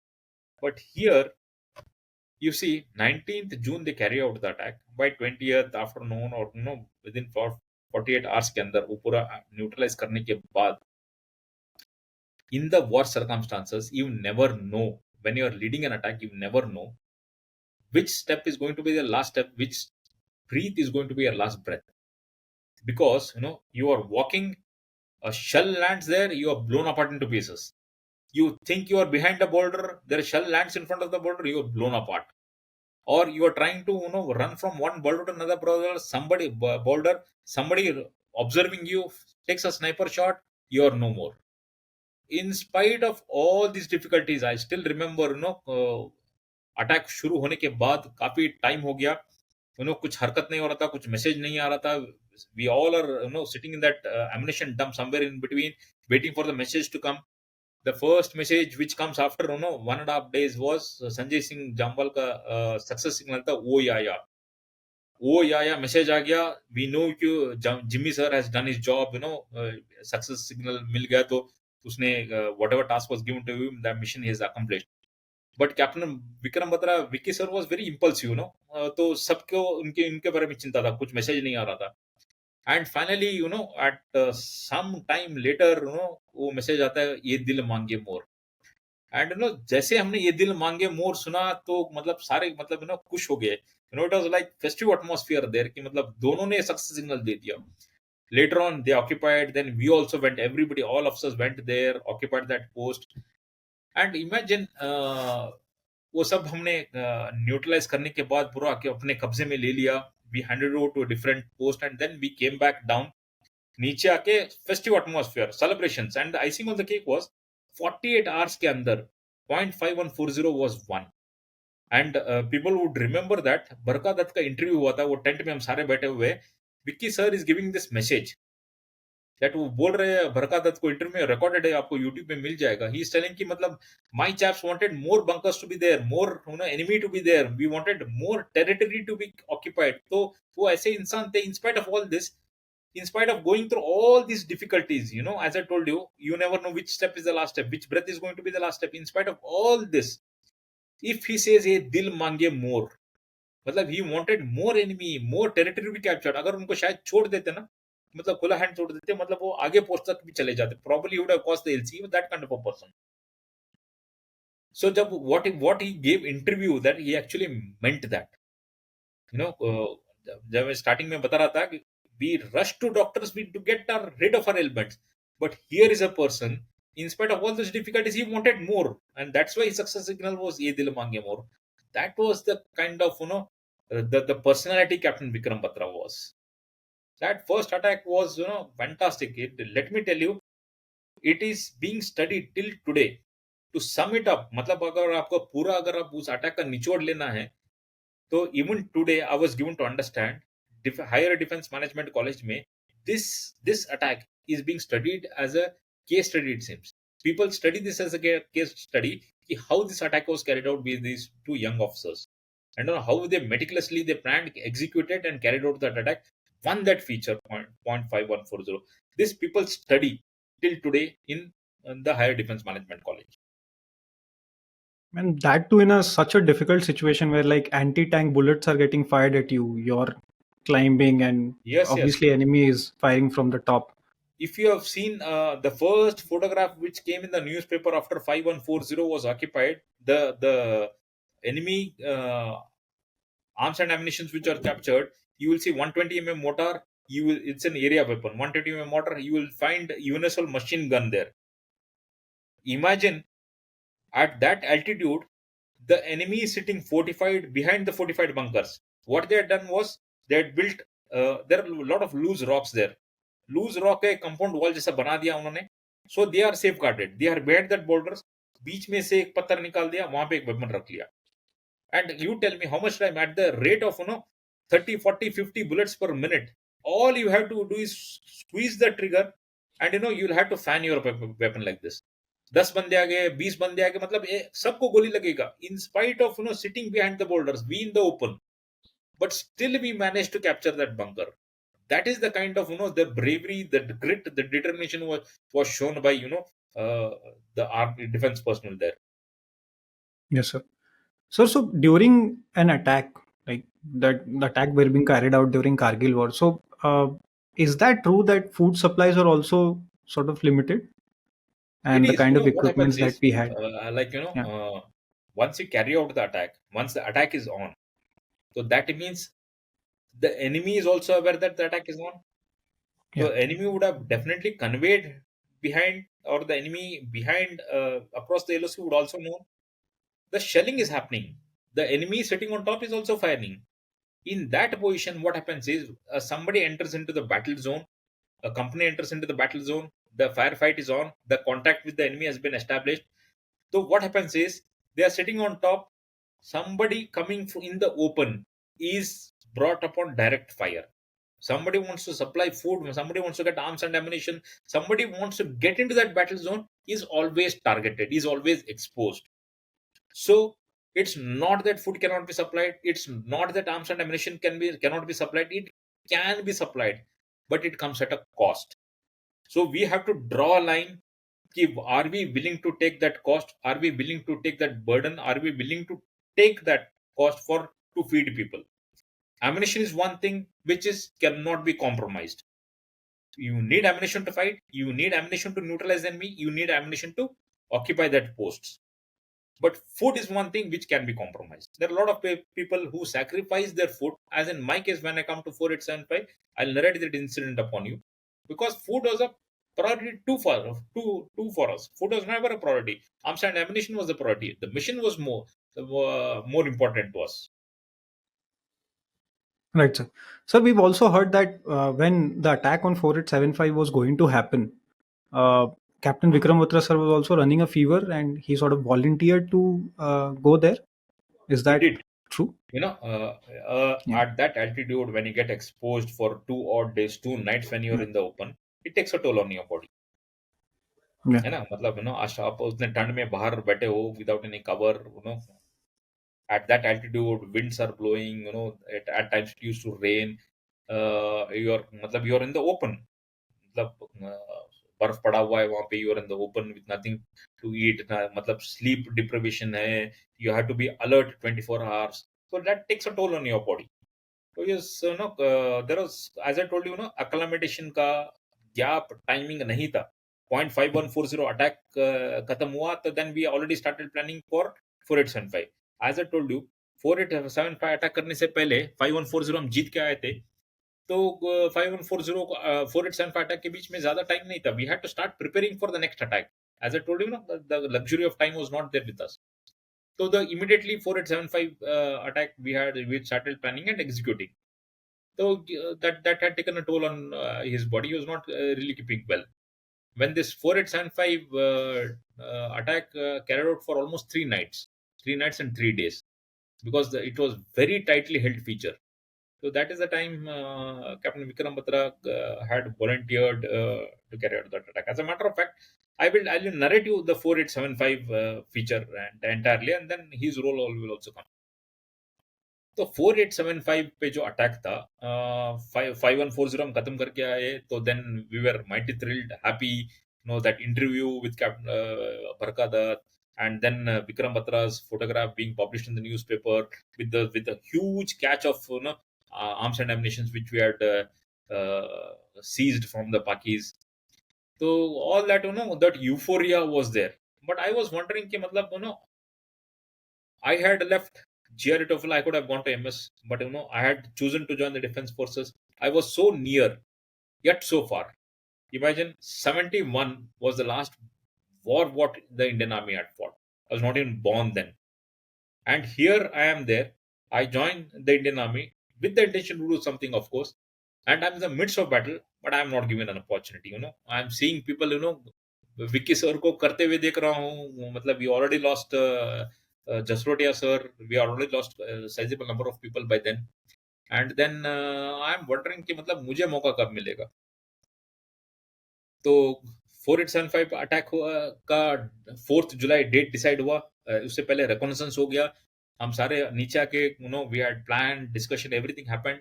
And again, I was, matlab, first attack as it is, Vicky sir and Jimmy sir had led. I was not part of it. I was in the reserve. So second attack में भी मुझे मौका नहीं मिल रहा था. So then Major Gurpreet Singh was my company commander. He was the one who would to lead one attack, and the second attack was to be led by Bhaskar sir. So I was not actually part of that, and then I couldn't resist myself. So I went to my commanding officer, sir, मुझे क्यों नहीं भेज रहे हो? मतलब what am I lacking? Why are you not? Why am I not selected? So he had one word to say. He said, Naveen, you have put in 6 months of service. Now just आपने जनवरी में join किया है. We are talking about June, July now. You have got 6 months of service. I was what age then? I was 23, 24 years age then. And he said, कि मतलब at this age, you're going to lead a 120 men into the battlefield. Your one order, your one command can be a matter of life and death for a Jawan. And in case these 120 people don't have trust, don't have faith in you, how are you going to lead them into the battlefield? But he was very tough nut to crack. मतलब वो आसानी से मानने वाले नहीं थे. एक बार बता दिया तो बता दिया. But I was also did them maybe. मैं नहीं छोड़ा. उनके पीछे पड़ गया. There were a lot of cajoling, coaxing which happened, and finally he agreed. And I came out mighty happy, mighty thrilled. Came out, but that was in the back of my mind. कि मतलब ये मुझे मौका नहीं मिल रहा था, but CO ने एक बात बताया था कि मतलब if your men don't have faith in you, if the men don't have trust in you, how are you going to take 20 men to the battlefield? So next day I call 120 people of them. There are formalities, every officer has his own style, has his own way of functioning, has his own way of speaking to the Jawans, motivating them. There are, it is individual personality oriented. Major Gurpreet Singh addresses them, he has his own way of communicating. I have my own way of communicating. He addresses them, then I address 120 people. There's something called the formalities. What you try to understand is लड़ाई के बारे में बहुत सुना होगा कि मतलब movie में लोग देखते हैं कि मतलब किसी को चोट लग गया, किसी को जीत लिया, किसी कोई शहीद हो गया, कोई जीत गया, कोई हार गया. You generally get to know this. But what you really don't understand is what goes through a mind of a soldier before he gets into the battlefield. What's his mentality? What's his thought process? What is he thinking? It's generally an untouched topic. I would like to touch upon that since I've seen it is a very close range. I've seen everything happening in front of me. I was an active participant. It's from the horse's mouth. 120 people standing in front of me, I'll have to tell them कि मतलब there's something called unposted letters. Now, what's an unposted letter? 120 people standing in front of me, I'll have to tell them, आप एक letter लिखो. You write a letter to your near and dear ones, whomsoever you want to address. If you don't come back from the battlefield, that letter whomsoever you address to, that will be delivered to that person. If you don't come back from the war, it will be delivered. If you come back from the war, that letter will be returned to you. Looks pretty simple. But imagine, I with 6 months of service at the age of 23, 24, standing in front of 120 men which you're going to lead into the battlefield and telling them, write a letter in case you don't come from the battlefield. What does that effectively mean? It means you may die in the battlefield. No matter how strong you are, how you think you're mentally very strong, you don't get into depression, you don't think too much, overthinking you don't do. But no matter how strong you are, 120 people standing in front of you, leading them into the battlefield with 6 months of service at the age of 23, 24, you will not be able to communicate that. Looking into their eyes and telling them you may not come back from the battlefield, it is next to impossible. But as an officer, as a team leader, you'll have to put in a very brave face. You'll have to put in the best of yourself in front of your men, the men you command. So I had to do that. I did that. There are a lot of people who wrote letter and deposited. I also wrote a letter and deposited. Just imagine, pause for a second. Let's pause here for a second and imagine what could be the content of that letter. That Jawan, it's for that soldier, it's like a last message, last thing he is going to convey to his family. Imagine that thought process going on into him at thousands of feet away, thousands of miles away. If he has to breathe his last, what is he going to what is he going to convey? He'll not be able to get a second chance. He'll not get a second chance to convey what his feelings to the family. That is the type of content he wants to write in that letter. So it's a very difficult task, but as an officer, I did it. The next thing what we do is we deposit all our belongings. Your rank, your name tab, your identity card, your purse, your wallet, everything gets deposited. There is a strong reason for that. You wear everything, rank, name tab, you go there, you attack, you are captured, by chance you are taken prisoner of war. The enemy knows who you are, what's your name, what's your rank, what's your IC number, who you are, everything is known. So everything is deposited. Everybody becomes a normal soldier there. Again, it may look simple, but I have seen soldiers, opening up their wallets. And opening up their wallets, probably, the photographs of the near and ones, everybody keeps. In the army, people miss their families, so they keep photographs in their wallets. So looking intensely at that, tears rolling down their eyes, probably thinking that, thousands of miles away, if they have to breathe their last, forget about speaking to the near and dear ones, forget about seeing their faces, they'll not even be able to see the photographs because everything gets deposited there. Imagine the kind of thought process, tears rolling down their eyes, seeing that, intensely, probably parents का photograph होगा, बच्चों का photograph होगा, बीवी का photograph होगा, everything gets deposited. And then at the last, everything, these formalities are done, and our there is a Pandit ji in the unit. पंडित जी हवन करता है, सबके ऊपर तिलक लगाता है. And then the unit war cry, 13th battalion unit war cry was Durga Mata ki jai. And once, I called Durga Mata ki jai, 120 people standing in front of me, everybody calling it Durga Mata ki jai. What a fantastic electrifying atmosphere it was. Probably, उस time तक लग रहा था मुझे मैं इनको motivate कर पा रहा हूँ, नहीं कर पा रहा हूँ, वेदर उनको लीड कर पाऊंगा, whether I have built in that trust और not. And finally, when the Durga Mata ki jai, what a powerful, war cry it was. The moment Durga Mata ki jai, I called 120 people standing in unison calling Durga Mata ki jai. That is the time I realized. Till then, probably we had that, fear of uncertainty कि कितने लोग जा रहे हैं, कितने लोग वापस आएंगे, कितने दिन लगेगा, कितनों को चोट लगेगा, how many have to be evacuated, how many have to be, retrieved from there. All that fear of uncertainty turned into only one thing, and that thing was, come what may, whatever be the sacrifice, whatever be the circumstances, the tricolor has to be hoisted on 4875. That was the only thing on our mind. So that's how we led the attack. Before starting the attack, I would like to touch upon one aspect. जब भी कोई अफसर फौज join करता है ना, उसको एक बड़ी मिलता है, बड़ी पेयर. मैंने I join, my buddy was Shyam Singh. I used to call him Shamey Shamey करके बुलाता था मैं इनको.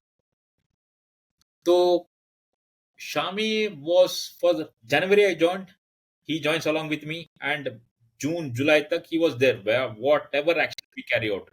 बड़ी सिस्टम, पेयर सिस्टम इसलिए हम करते हैं कि जब भी आप अटैक लॉन्च करोगे, काउंटर इंसर्जेंसी में हो, मिलिटेंट हाइडआउट बर्स्ट कर रहे हो, कोई भी एक्शन हम करते हैं रात को करते हैं. तो अगर रात के अंधेरे में जब हम कर रहे हैं, मतलब somebody gets shot, people will not realize, मतलब whole team is going. Once somebody gets shot, people may not realize कि somebody has got shot. That's why we always operate in pairs.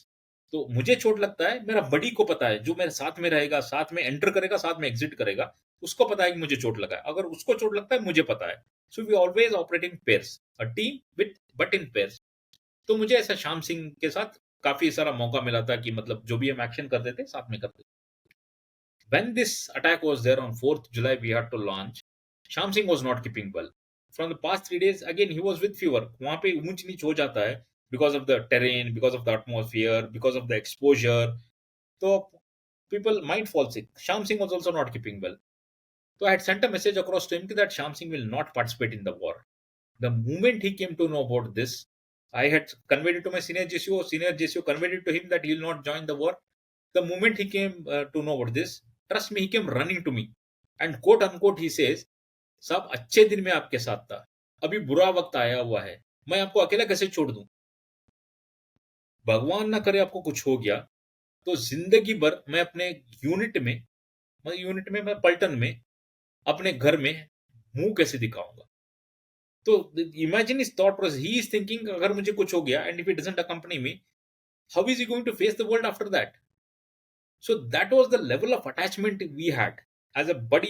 There's a lot of attachment, there's a lot of camaraderie, because for the past 5.5 months we have been together in thick and thin. Matlab any ambush we are going, any area domination patrolling we are going together, we are entering and exiting together.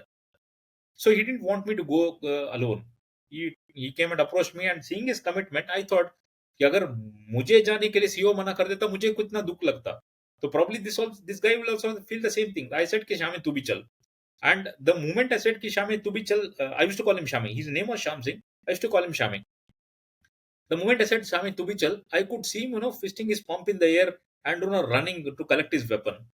तो जाके weapon collect कर लिया. रात का समय था, and then we had to launch an attack. Captain Vikram Batra was actually initially was not part of that attack. So fourth night go we launch an attack, and then when we say an attack on a feature, when I say 4875, it does not mean कि मतलब पहाड़ी के चोटी पर there are few people. It's not that.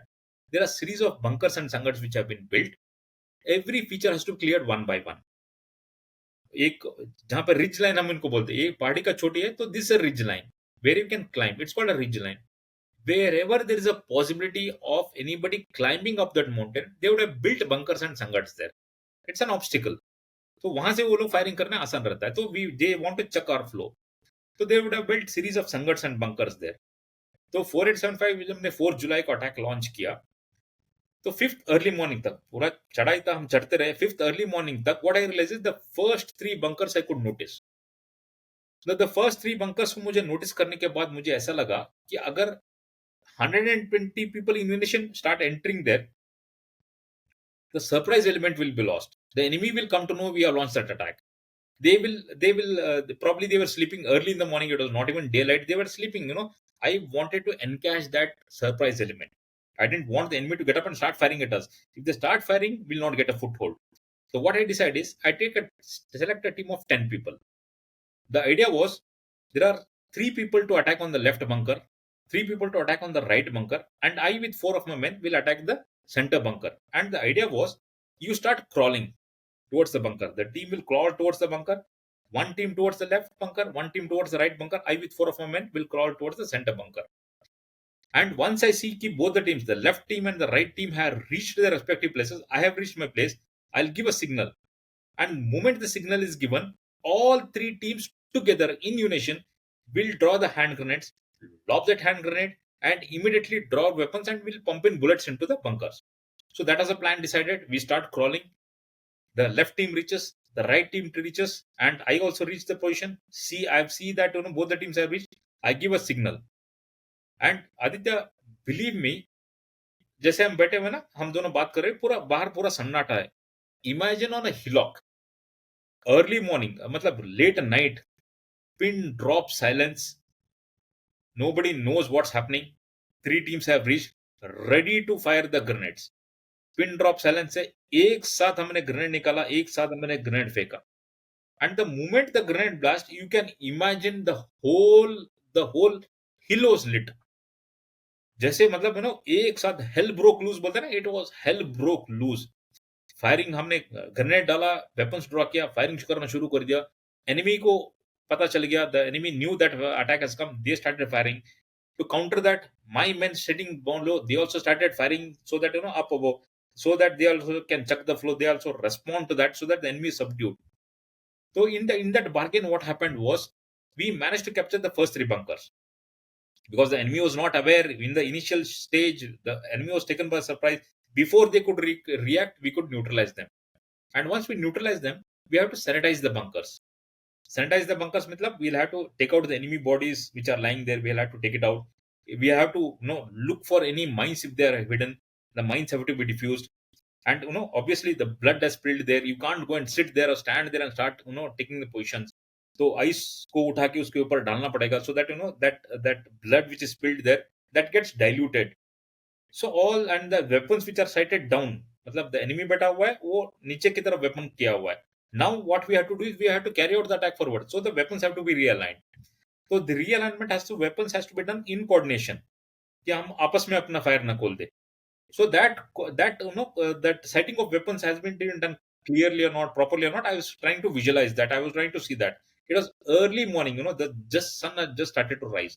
I was trying to locate the right bunker and the left bunker to see the weapons have been aligned properly. The early morning sunrise had just come. I was when I was trying to see the bunkers, I could notice that one of my men has fallen with his face down. मुंह ऐसे करके गिरा हुआ है, leg twisted in awkward position, hand twisted in awkward position.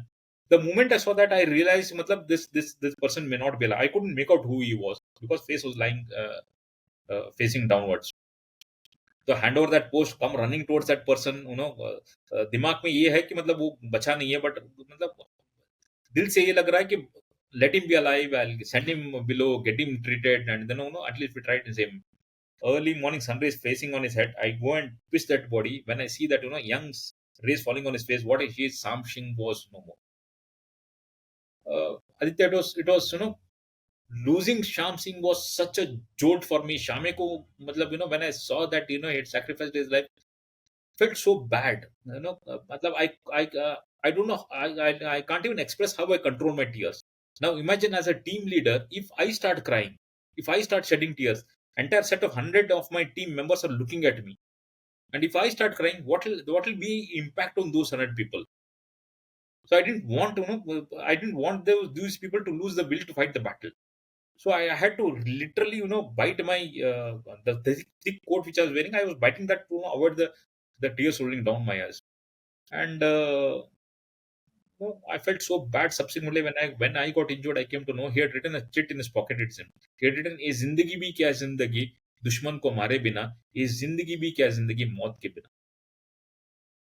This is the camaraderie. He had an opportunity.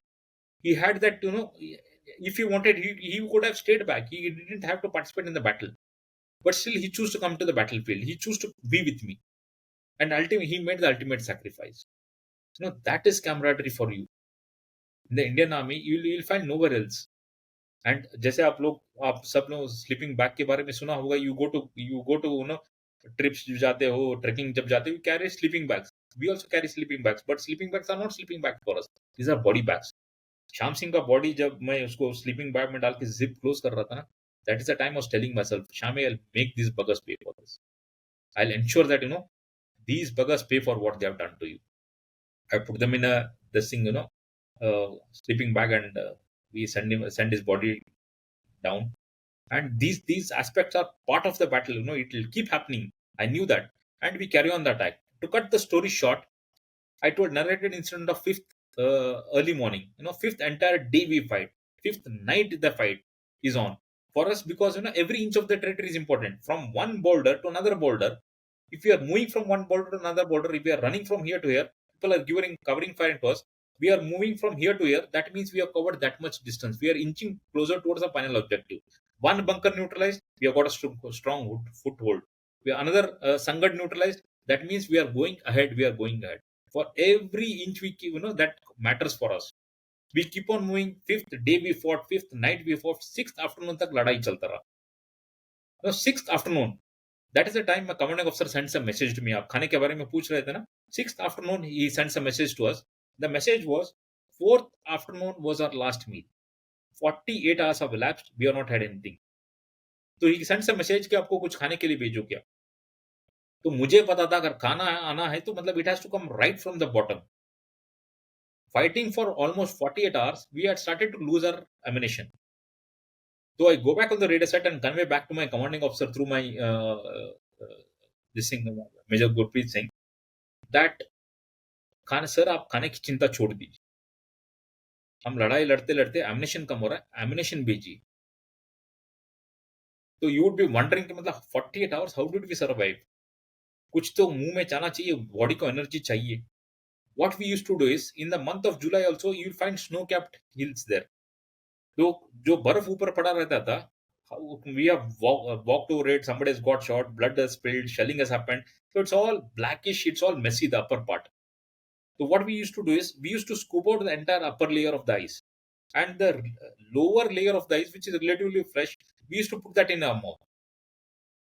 Just to get a feel कि हाँ भाई हमने भी कुछ खाया, मुंह में कुछ गया है, some energy is there. Just it's a mental feeling that something you have eaten, something has gone into your stomach. That is the kind of survival methodology we had adopted. We put ice into our mouth. Although it's very harmful to eat the raw ice, putting into your mouth, it can burn your throat. But still, something had to go into our stomach. We need some sort of energy, some sort of mental satisfaction कि पेट भर गया. तो हम वो ice मुंह में डाल देते थे. So when I sent across this message 6th afternoon में, that is the time ammunition dump से message मिला कि मतलब उनको ammunition चाहिए. That is the time Captain Vikram Batra and his team come and join us. And once Captain Vikram Batra joins, मतलब he was already a hero. A new way of enthusiasm had come to the entire team. We carried out that attack with rigor. We carried out that attack. And, मतलब आगे बढ़ता रहा ऐसे attack. हम लोग आगे बढ़ते रहे. Sixth evening की बात बता रहा हूँ. Sixth evening, what we were doing was, he was sitting here. He was covering fire. I used to rush ahead, and I used to sit here. From here I used to give covering fire. He used to move ahead. तो ऐसे करते करते आगे बढ़ रहे थे हम. Six night को क्या हुआ था, you will be very surprise to know this. Six afternoon में मैं ऊपर पोस्ट पे बैठा हूँ, फायर कर रहा था एनिमी के पास, एंड देन फायर करते करते मेरा एमिनेशन मैगजीन खत्म हो गया. तो I came down to fill my magazine. ऐसे मैगजीन निकाल के दूसरा मैगजीन भर के, मतलब मैं आगे बढ़ने वाला था. तो Vicky sir at called me. Vicky sir बोल के, नवीन तू बैठ जा इधर, थोड़ी देर के लिए बैठ जा. And I sat with him. And imagine the type of conversation we had then. लड़ाई चल रहा है, हम लोग क्या बात कर रहे हैं. तो हम ऐसे बैठ के बातें करते रहे, कुछ देर तक बातें करते रहे. And then I told him, sir मेरा अगले 6 महीना है, 6 महीने के बाद मैं दूसरे यूनिट में चला जाऊंगा. तो आप किसी यूनिट में चला जाओगे, मतलब आप 13 जाकर मूव कर जाएगा, मैं किसी और यूनिट में चला जाऊंगा, पता नहीं मिल पाएंगे नहीं मिल पाएंगे. तो said, मतलब my name, full name is Naveen Anaberu Nagappa. Anaberu का ही used to call me anna anna. Anaberu का शॉर्ट में अन्ना अन्ना बोलते थे मुझे. तो अन्ना तो वो ऐसे क्यों बोलता है कि मतलब हम लोग रिटायरमेंट के बाद भी मिलेंगे. मैं ही वाज फ्रॉम पालमपुर. तो पालमपुर में ही had, I don't know where he got this idea from. He used to tell कि मतलब मैं स्ट्रॉबेरी फार्म खोलूंगा उधर. तो तू फौज में क्या, तू 13 जैकरिफ को कन्वर्ट हो जा, साथ में रहेंगे. एंड फौज छोड़ने के बाद मैं पालमपुर में सेटल हो जाऊंगा, स्ट्रॉबेरी फार्म खोलूंगा, तू उधर भी आ जाना, तो हम साथ में मिलके खेती करेंगे.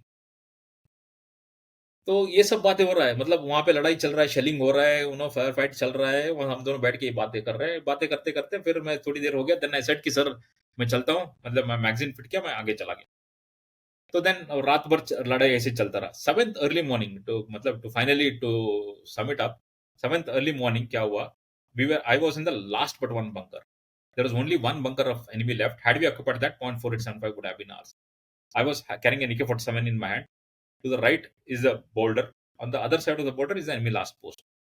Whenever I get an opportunity, I'm firing towards the enemy and sitting down, ducking down.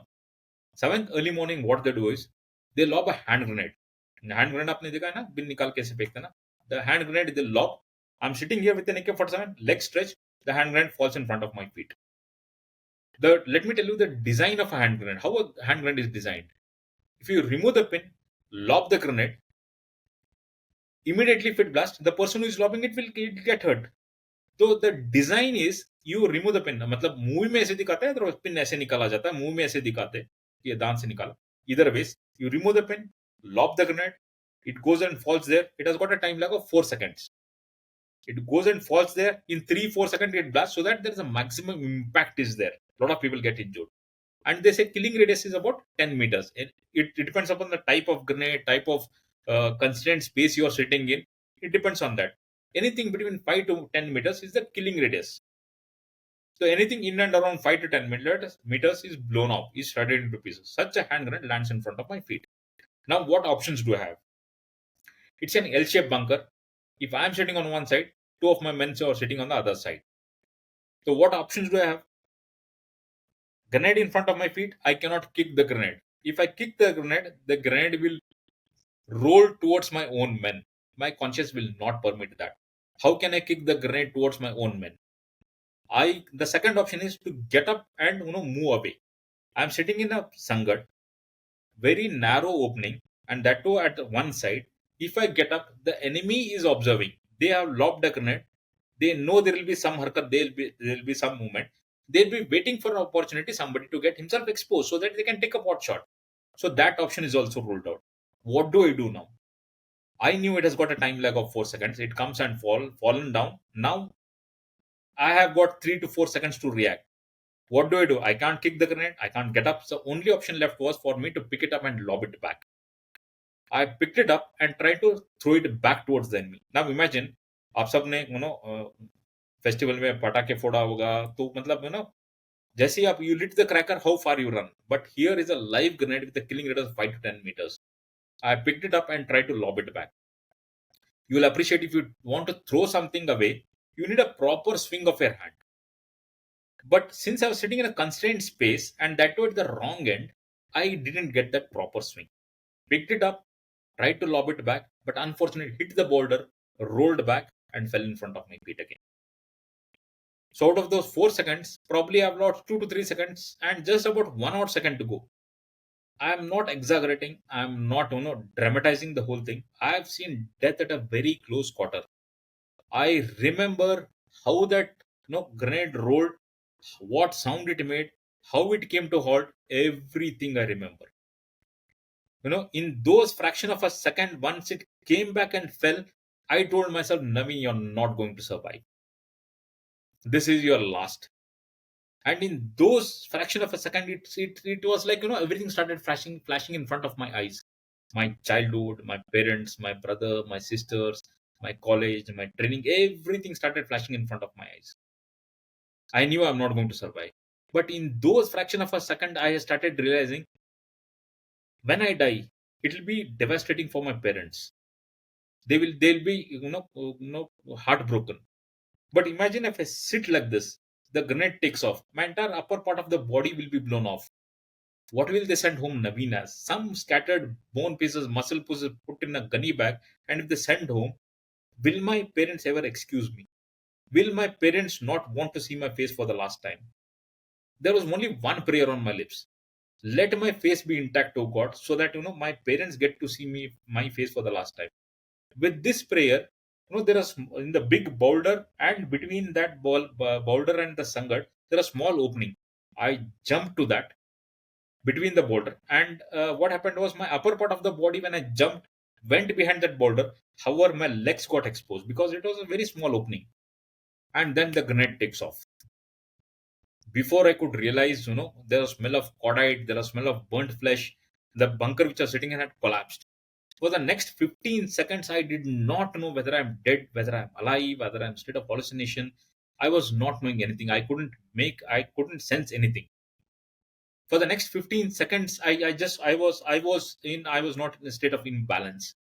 All I could make out of it 15 seconds was the enemy had launched a counterattack. They had started rushing towards me.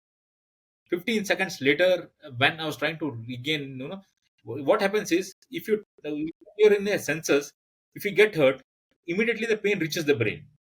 But when in case of a shock, in case of a blast, you will not sense any pain. You will not know anything. Nothing comes to your mind. You are blank. You are zero. I was in that state.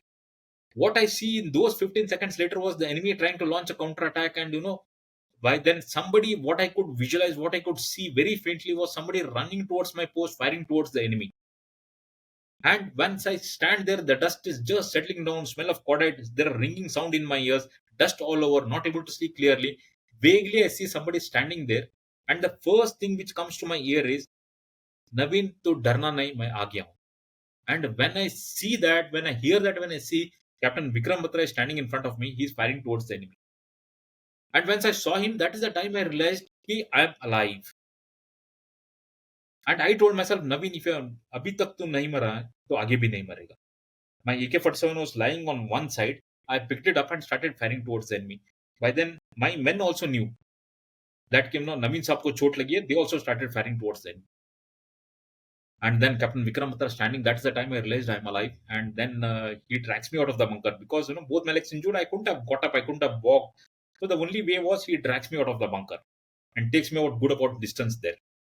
And then I don't know how many of you, the audience, would have seen this movie called Sher, which is a biopic on Captain Vikram Batra.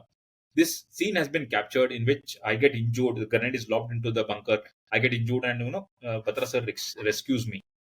He takes me to a safe distance, and then he tells me to get myself treated because there are a lot of conversation then also happening. He tells me, Naveen, to jacket treatment le le, niche jacket treatment le le. I lead that act, and from there on, I start. I'm telling you, in the movie, if you see, you noticed, I telling sir, मुझे नीचे मत भेजो, मुझे लड़ना है, मुझे लड़ना है. If I think it over now, उस time पे I don't know why I had told that. If I think it now, what utility, what use I was there. I was not able to get up. I was not able to walk. I was okay. I'm sure many of you would have seen this movie called Sher, which is a biopic on Captain Vikram Batra. In that movie, this scene has been captured where the bunker which was sitting in, the enemy lobs a grenade into that bunker, and I get injured, and that's the time Captain Vikram Batra comes and rescues me. He drags me out of the bunker as I had injured both my legs. I couldn't have got up, couldn't have walked. So he drags me out of the bunker for good about 15 odd meters, and then he tells me to go down and get myself treated so that he can carry on the attack further. During that time, with both my legs injured, I am trying to tell Vicky sir, sir मुझे नीचे नीचे मत भेजो sir, मुझे लड़ना है, मुझे लड़ना है. This scene has been captured in that movie. uh, as of now, if I think, what was my thought process then, I really not aware ki, matlab, what utilization or what utility I would have been there, having both my legs injured. How would I have fought the enemy? I'm not too sure. But all I knew was I had promised my men that I am going to be with them till the last minute, till either I see the tricolor getting hoisted, or I come the tricolor. I just wanted to be along with my men. That is why I was trying to refuse Captain Vikram Batra sir, मुझे भी नीचे मत भेजो, मुझे नीचे मत भेजो. But Vicky sir was my senior. He tells me, Naveen, you go yourself, get yourself treated, otherwise you're going to bleed to death here. There's no point in that. So then that is the time, our fists met, and then he gave a tap on my shoulder, and then he started running towards the future, and to the bunker in which I was injured, to carry on further with the attack. And I start crawling down. And since that stretch was exposed, nobody could come and rescue me easily, because it was under direct fire of the enemy. So I had to crawl good about 150 meters. You can imagine, both legs injured, couldn't walk. I crawl 150 meters. I had to drag the weight of my body. And then when I 150 meters I crawl, sit behind, get to a place where there's a big boulder, get behind that boulder. And then when I turn back and see, I could see wherever I have dragged my legs, wherever I dragged my body, I could see my legs I have dragged, and that drag marks, that blood stains all over that drag mark. I could easily notice that. I sat behind the boulder and then trying to see what has happened to my leg. It was pretty badly damaged. And then at that point of a time, one of my jawan came running towards me, and then he picks me up like a gunny bag. Although it was not away from the small arms fire from the enemy, he picks me up like a gunny bag, and then he's running from one boulder to another boulder.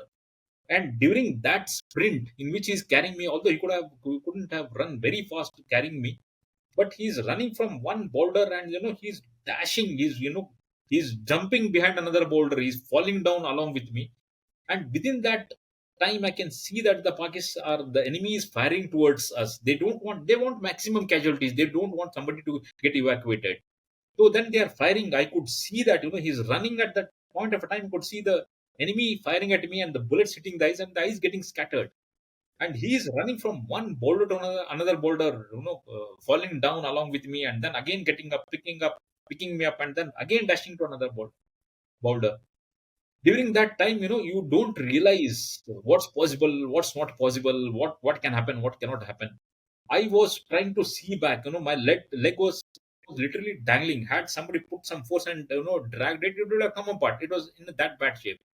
So once he's carrying me like a gunny bag and rushing and running and falling down, I was under the impression कहीं मेरा पैर cut के नीचे तो नहीं गिर जाएगा. I was trying to look back and see if my पैर नीचे कट के गिर गया. I would wanted to take it back, take it along, and get myself treated. That was the kind of mental state I was in, not realizing what's practical, what's impractical. Imagine getting hurt early in the morning of 7th July. And by the time they bought me, I got hurt on top of the feature. And by the time they bring me down, it was late in the night. Too much of blood loss, too much of infection. And once I reached at the place late in the night, don't even remember what time it was. It was pitch dark when they get me down. Doctors were waiting for me, although they were on job 24 into 7. When I reached there, the doctors saw the state of my leg, and too much of blood which had flown, infection which had started spreading in my legs. Because once a grenade blast, the splinters pierce into your bodies, and then they're basically metal pieces, and they are corroded at that altitude, at that temperature. They're corroded. The corrosion has set in already, so they pierce into your body, and then the infection start to spread into your entire body. The doctors see my state, and they are telling me, Naveen, it's a miracle that you have survived. This is very rare that grenade blast so close and people survive. It's a miracle that you have survived. And the earliest possible opportunity, that is 7th night, I've reached down. 8th early morning, we'll put you on a helicopter and send you to Udhampur for further treatment. So they put me on a sedative, and then I go off to sleep, not realizing what's happening in the battlefield.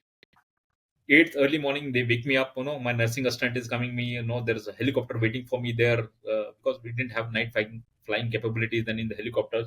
So next day morning, that's 8th early morning, had to be flown to Srinagar oblique Udhampur, wherever the facility was there. So 8th early morning, they wake me up. Nursing assistant helped me in brushing my teeth. They put me on a stretcher, and then I was loaded onto the helicopter. The helicopter pilot was told not to fly very high, because you fly very high, there's chances of the enemy hitting you with a missile, because all the features were not cleared by then. I was put on a helicopter. The helicopter takes off, start moving towards Srinagar and Udhampur. It has flown for a certain distance. My nursing assistant sitting next to me, and then at some altitude, my nursing assistant woke me up and said, "quote unquote," he said, "सब doctor ने उठने से मना किया हुआ है." Doctor was told not to get up, but वो देखिए 0.4875 पे तिरंगा लहरा रहा है. Aditya, I that was music to my ears when he said कि मतलब 0.4875 पे तिरंगा लहरा रहा है.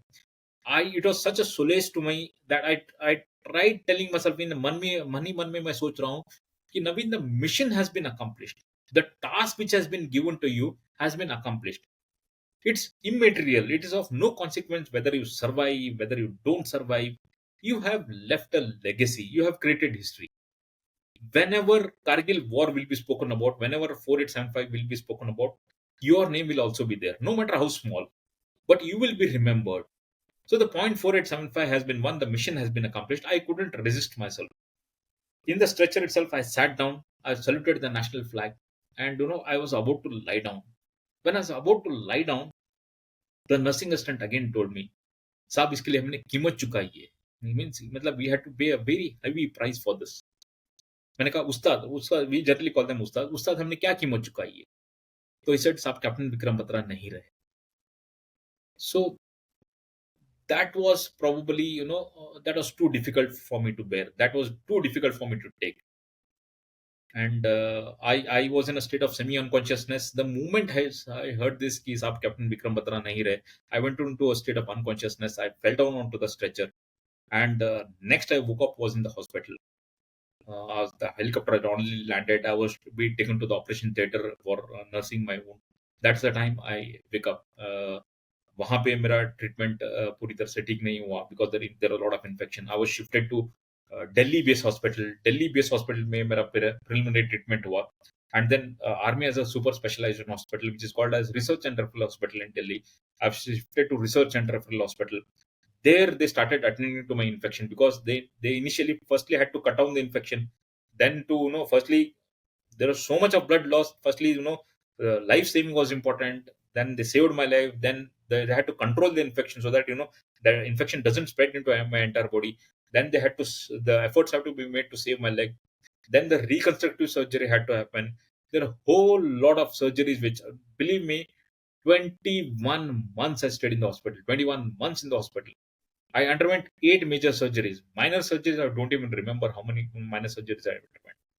Finally, when all the treatment was over, then they felt that no further surgical treatment or no improvement can be done surgically. The army decided that I am unfit to serve in the defense forces, because both my legs were heavily damaged. And then I was medically discharged from the services. Had to quit the defense forces. And I still remember the day when the doctor came to see me off at the Delhi airport.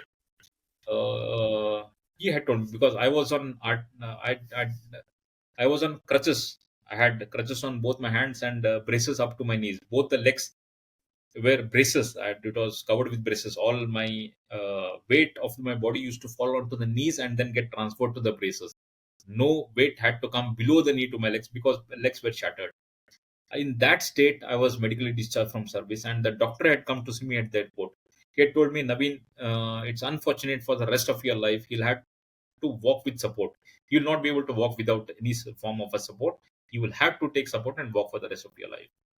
I flew down from Delhi to Bangalore, and from Bangalore to I drove down. My brother had come to pick me up. We drove down to Delhi, which is Bangalore sits around 450 kilometers.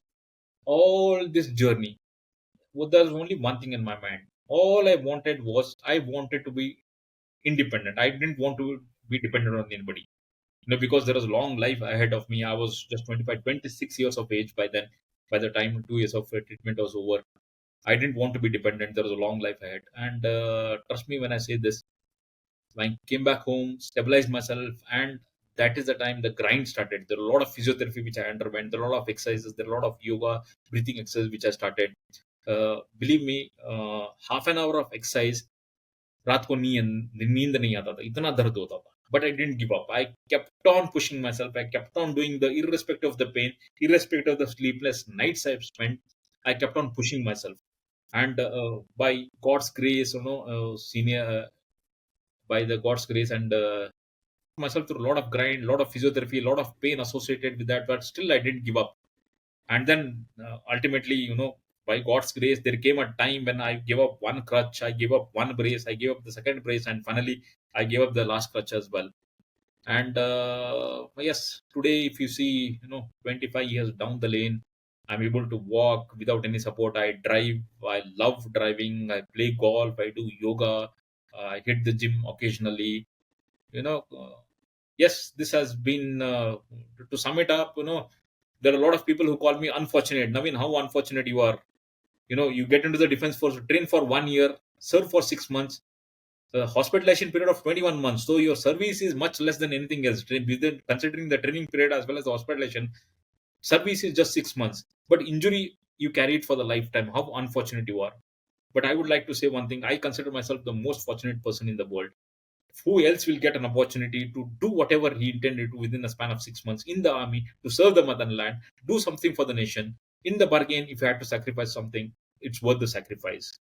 I feel I've lived a blessed life. Although I lived a life, if you consider the hospitalization period, the transit period when I was injured and I was brought down from there in the ambulance, it was hell. I've seen hell and back. I've lived a life which I wish upon no one. But given an opportunity, I would love to live this life again and again. That sums up my life, my journey in the defense forces, as well as subsequently after that, I suppose. Right, sir. And the the things that you achieved in those 6 months, right, created a lot of impact because you had a role to play in one of the wars that India had faced. So, I mean, it's not about the months or years of service, but the impact that you created was obviously Absolutely. I when great. Sir. probably, Yeah. people join the defense forces and, retire from the defense forces. Many people have done that, joined and retired, but they have not got to see action. Although counterinsurgency they would have gone, I'm sure they would have seen an action. But a battle is a different ball game Yes. altogether. A war is a uh, different ball game altogether. I was fortunate enough to be part of that. As a matter of fact, let me tell you, Aditya. I was talking about being unfortunate, people calling me unfortunate, but I consider myself fortunate. 20 years. I got hurt on 7th July 1999, and Captain Vikram Batra attained martyrdom on same. I got injured, and after half an hour or so, he made the ultimate sacrifice on 7th July 99. On 7th July 2019, that is 20 years later, our entire team of JAK RIF who had participated in the battle, we all were heli dropped. We were taken on a helicopter and dropped on point 4875. And we spent about 3 to 4 hours on 4875 on the exact place where I got hurt, on the exact place where Captain Vikram Batra has attained martyrdom. And standing there 20 years later, and at 17, 16 or 1,000 feet, at 17,000 feet, when you see the tricolor fluttering majestically high, announcing to the world, I'm the greatest. And once you're standing beneath that and knowing that you have a small role to play in that, standing there and saluting the national flag at that altitude, I felt I've lived my life. There's nothing to look forward to. At that day, I felt I have whatever pain I have, agony, suffering, whatever I had to undergo, whatever operations, whatever injections, whatever pain I had to undergo, it was all worth it. I felt I had lived my life. You know, had I collapsed there dead, I wouldn't have had any regrets at all. So, that is the kind of life I have lived. Absolutely, sir. Sir, so there's a lot of talk which happens that once you go through a war, it sort of affects you mentally as well. So Did that do it? Because you got injured, obviously you had some sort of mental effect, but going through a war, does that have a mental effect on soldiers who have gone through it? You Does that see, happen? I'll tell you, there are two aspects to it. If you look at it, there are two aspects to it. One is something called post stress traumatic disorders. Yeah. है ना मतलब that's more so in the western concept, the American Navy मतलब it's बहुत चर्चे में है PTSD because if you see the consider the difference between the American army, the western countries and the Indian army. Predominantly the western countries, the American army fight somebody else's battle. वो जाके अफगानिस्तान में लड़ते हैं, वो जाके Syria में लड़ते हैं, वो जाके वियतनाम में लड़ते हैं, है ना? मतलब they are fighting somebody else's battle. They are fighting at somebody else's place. At some point of time, they start thinking, why are we doing that? It's not safeguarding our territory. It's not safeguarding our national interest. Could be a national interest, but you are fighting somebody else's land. You are trying to do something in somebody else's land. So that अपनापन जिसको बोलते हैं ना, मतलब you belongingness to a particular country is not there. Whilst in our case, we have not imposed battle on anybody else. I'm not for once saying that America has imposed battle on somebody else, yes or no. That's a different debate altogether. But what I'm telling to comparison wise is the Indian army fights battle in its own land to safeguard its own interest. We have not launched an attack on any other country. It is all we are doing is we are responding, we are reacting, we are trying to uphold the territorial integrity of our nation, fighting in our own land. So that sense of belongingness is there, the sense of apnapan is there. So that PSTD, I don't think that is very prevalent amongst the defense forces in the Indian army. However, having said that, there are certain after effects. I don't say it's totally negative. I'm totally, I don't call myself totally 100% normal. Maybe over a period of time, I've learned to be normal.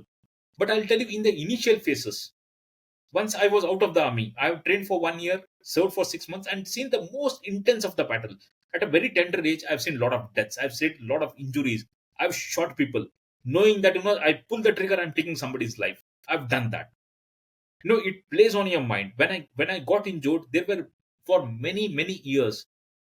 When I used to sleep, I used to I used to be sleeping comfortably, and suddenly I used to stuck to my mind that that a grenade has been lobbed. I used to look for the grenade. मतलब ऐसे मैं कंबल उठा के ऐसे I used to get up and trying to look for the grenades, trying to see that the grenade has been lobbed into me, where the grenade is lying. That used to happen with me. There are plenty of times your mind is so trained. हमें academy में ये सिखाया जाता है कि मतलब आप गाड़ी पे चल रहे हो, कश्मीर में खास करके आप गाड़ी में चल रहे हो, if there is a fresh digging has been done fresh. So that means there is a possibility that improvised explosive device has been planted there. You take your vehicle above that, and the grenade will blast. The improvised explosive device will blast. So it so happens when you're driving on a road as a civilian. When I came back, quit the defense forces, when I'm driving my car, when I see a fresh dig there, the first thing which comes to my mind is somebody has planted an IED there. You see somebody with a bag in a bus. You are traveling in a metro. You are traveling in a bus. You see somebody in a bag, somebody with a bag, one odd bag. The first thing which comes to your mind is उसने weapon तो नहीं रखा उधर. These all things play into our mind. I will not say मतलब it's post stress traumatic disorder. I wouldn't call that, but the after effects are definitely there for years. I've experienced it myself. It is there. No matter we try to be bravado, we try to be the Indian Army officer hai to matlab he should be full of josh and the other aspects. Since we are talking upon this subject, I would also touch upon this subject. हमें बचपन से ये सिखाया जाता है कि मतलब हमें we would have all experienced that. हमें ये बोला जाता है अरे लड़का होके लड़की की तरह क्यों रोता है ना मतलब it is crying, it is brought into our head as though it's a girl's thing. It's not a boy's thing to cry. I beg to totally differ from that. I have cried. I've nights I've spent crying because I've seen my own men getting killed.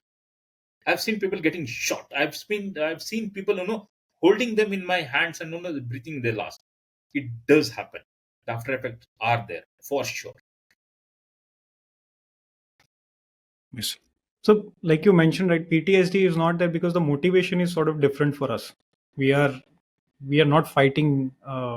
We don't have a question of why. which can happen. Like, you give a comparison of US Army, right?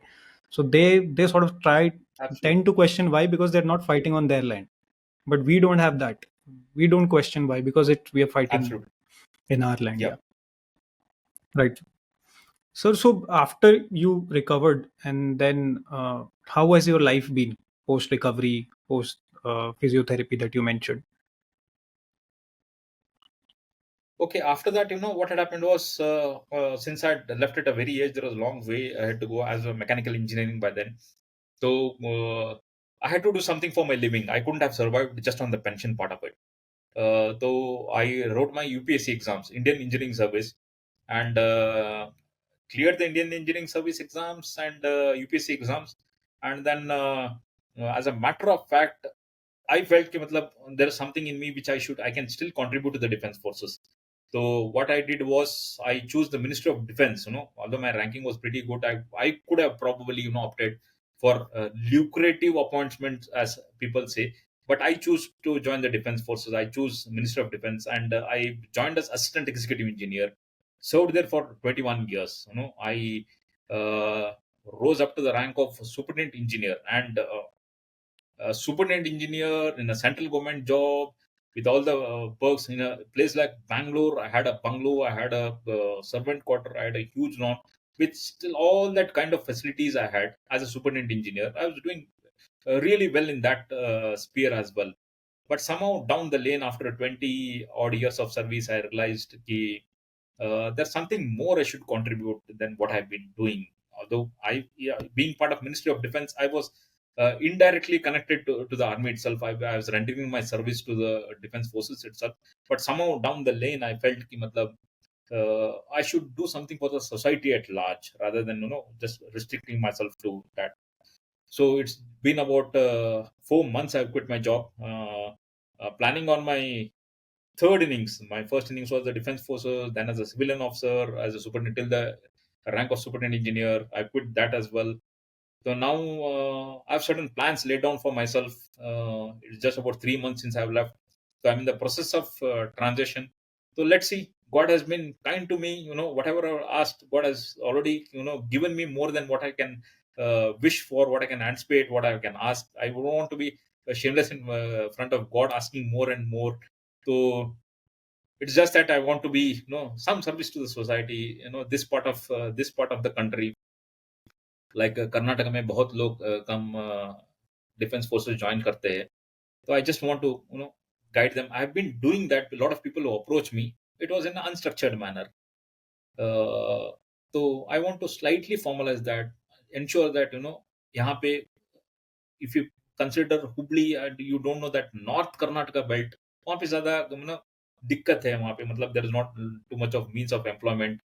uh, a, a a person, a soldier getting into the defense forces, that it means he effectively takes care of his entire family. And that Right, uh, sir.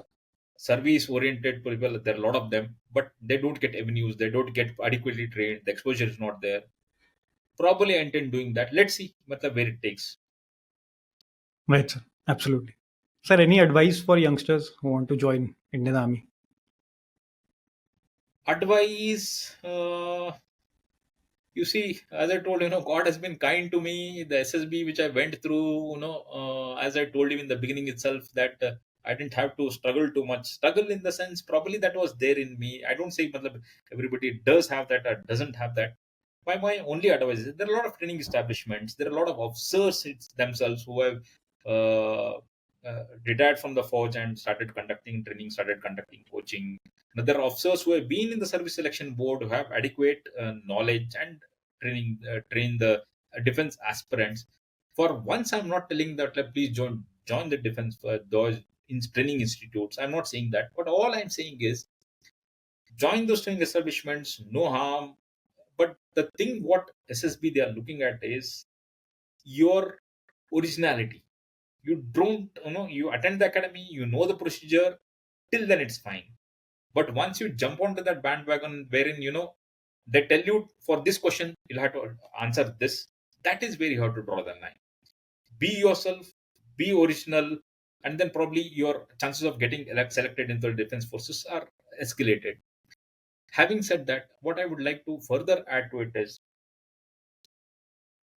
you know, as I told you earlier, 20 years later, when I went to the same feature, I've gone, I've, as I told you, 6 months of service and the pain for the rest of my life.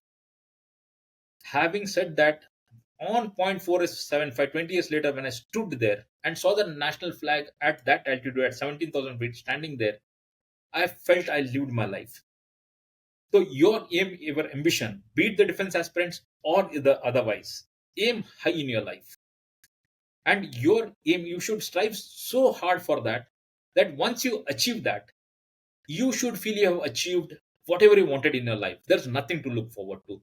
And that state of happiness, that state of happiness, I want each one of you to experience. That's a unique experience. Once you have felt that, there's nothing, there's nothing in the world.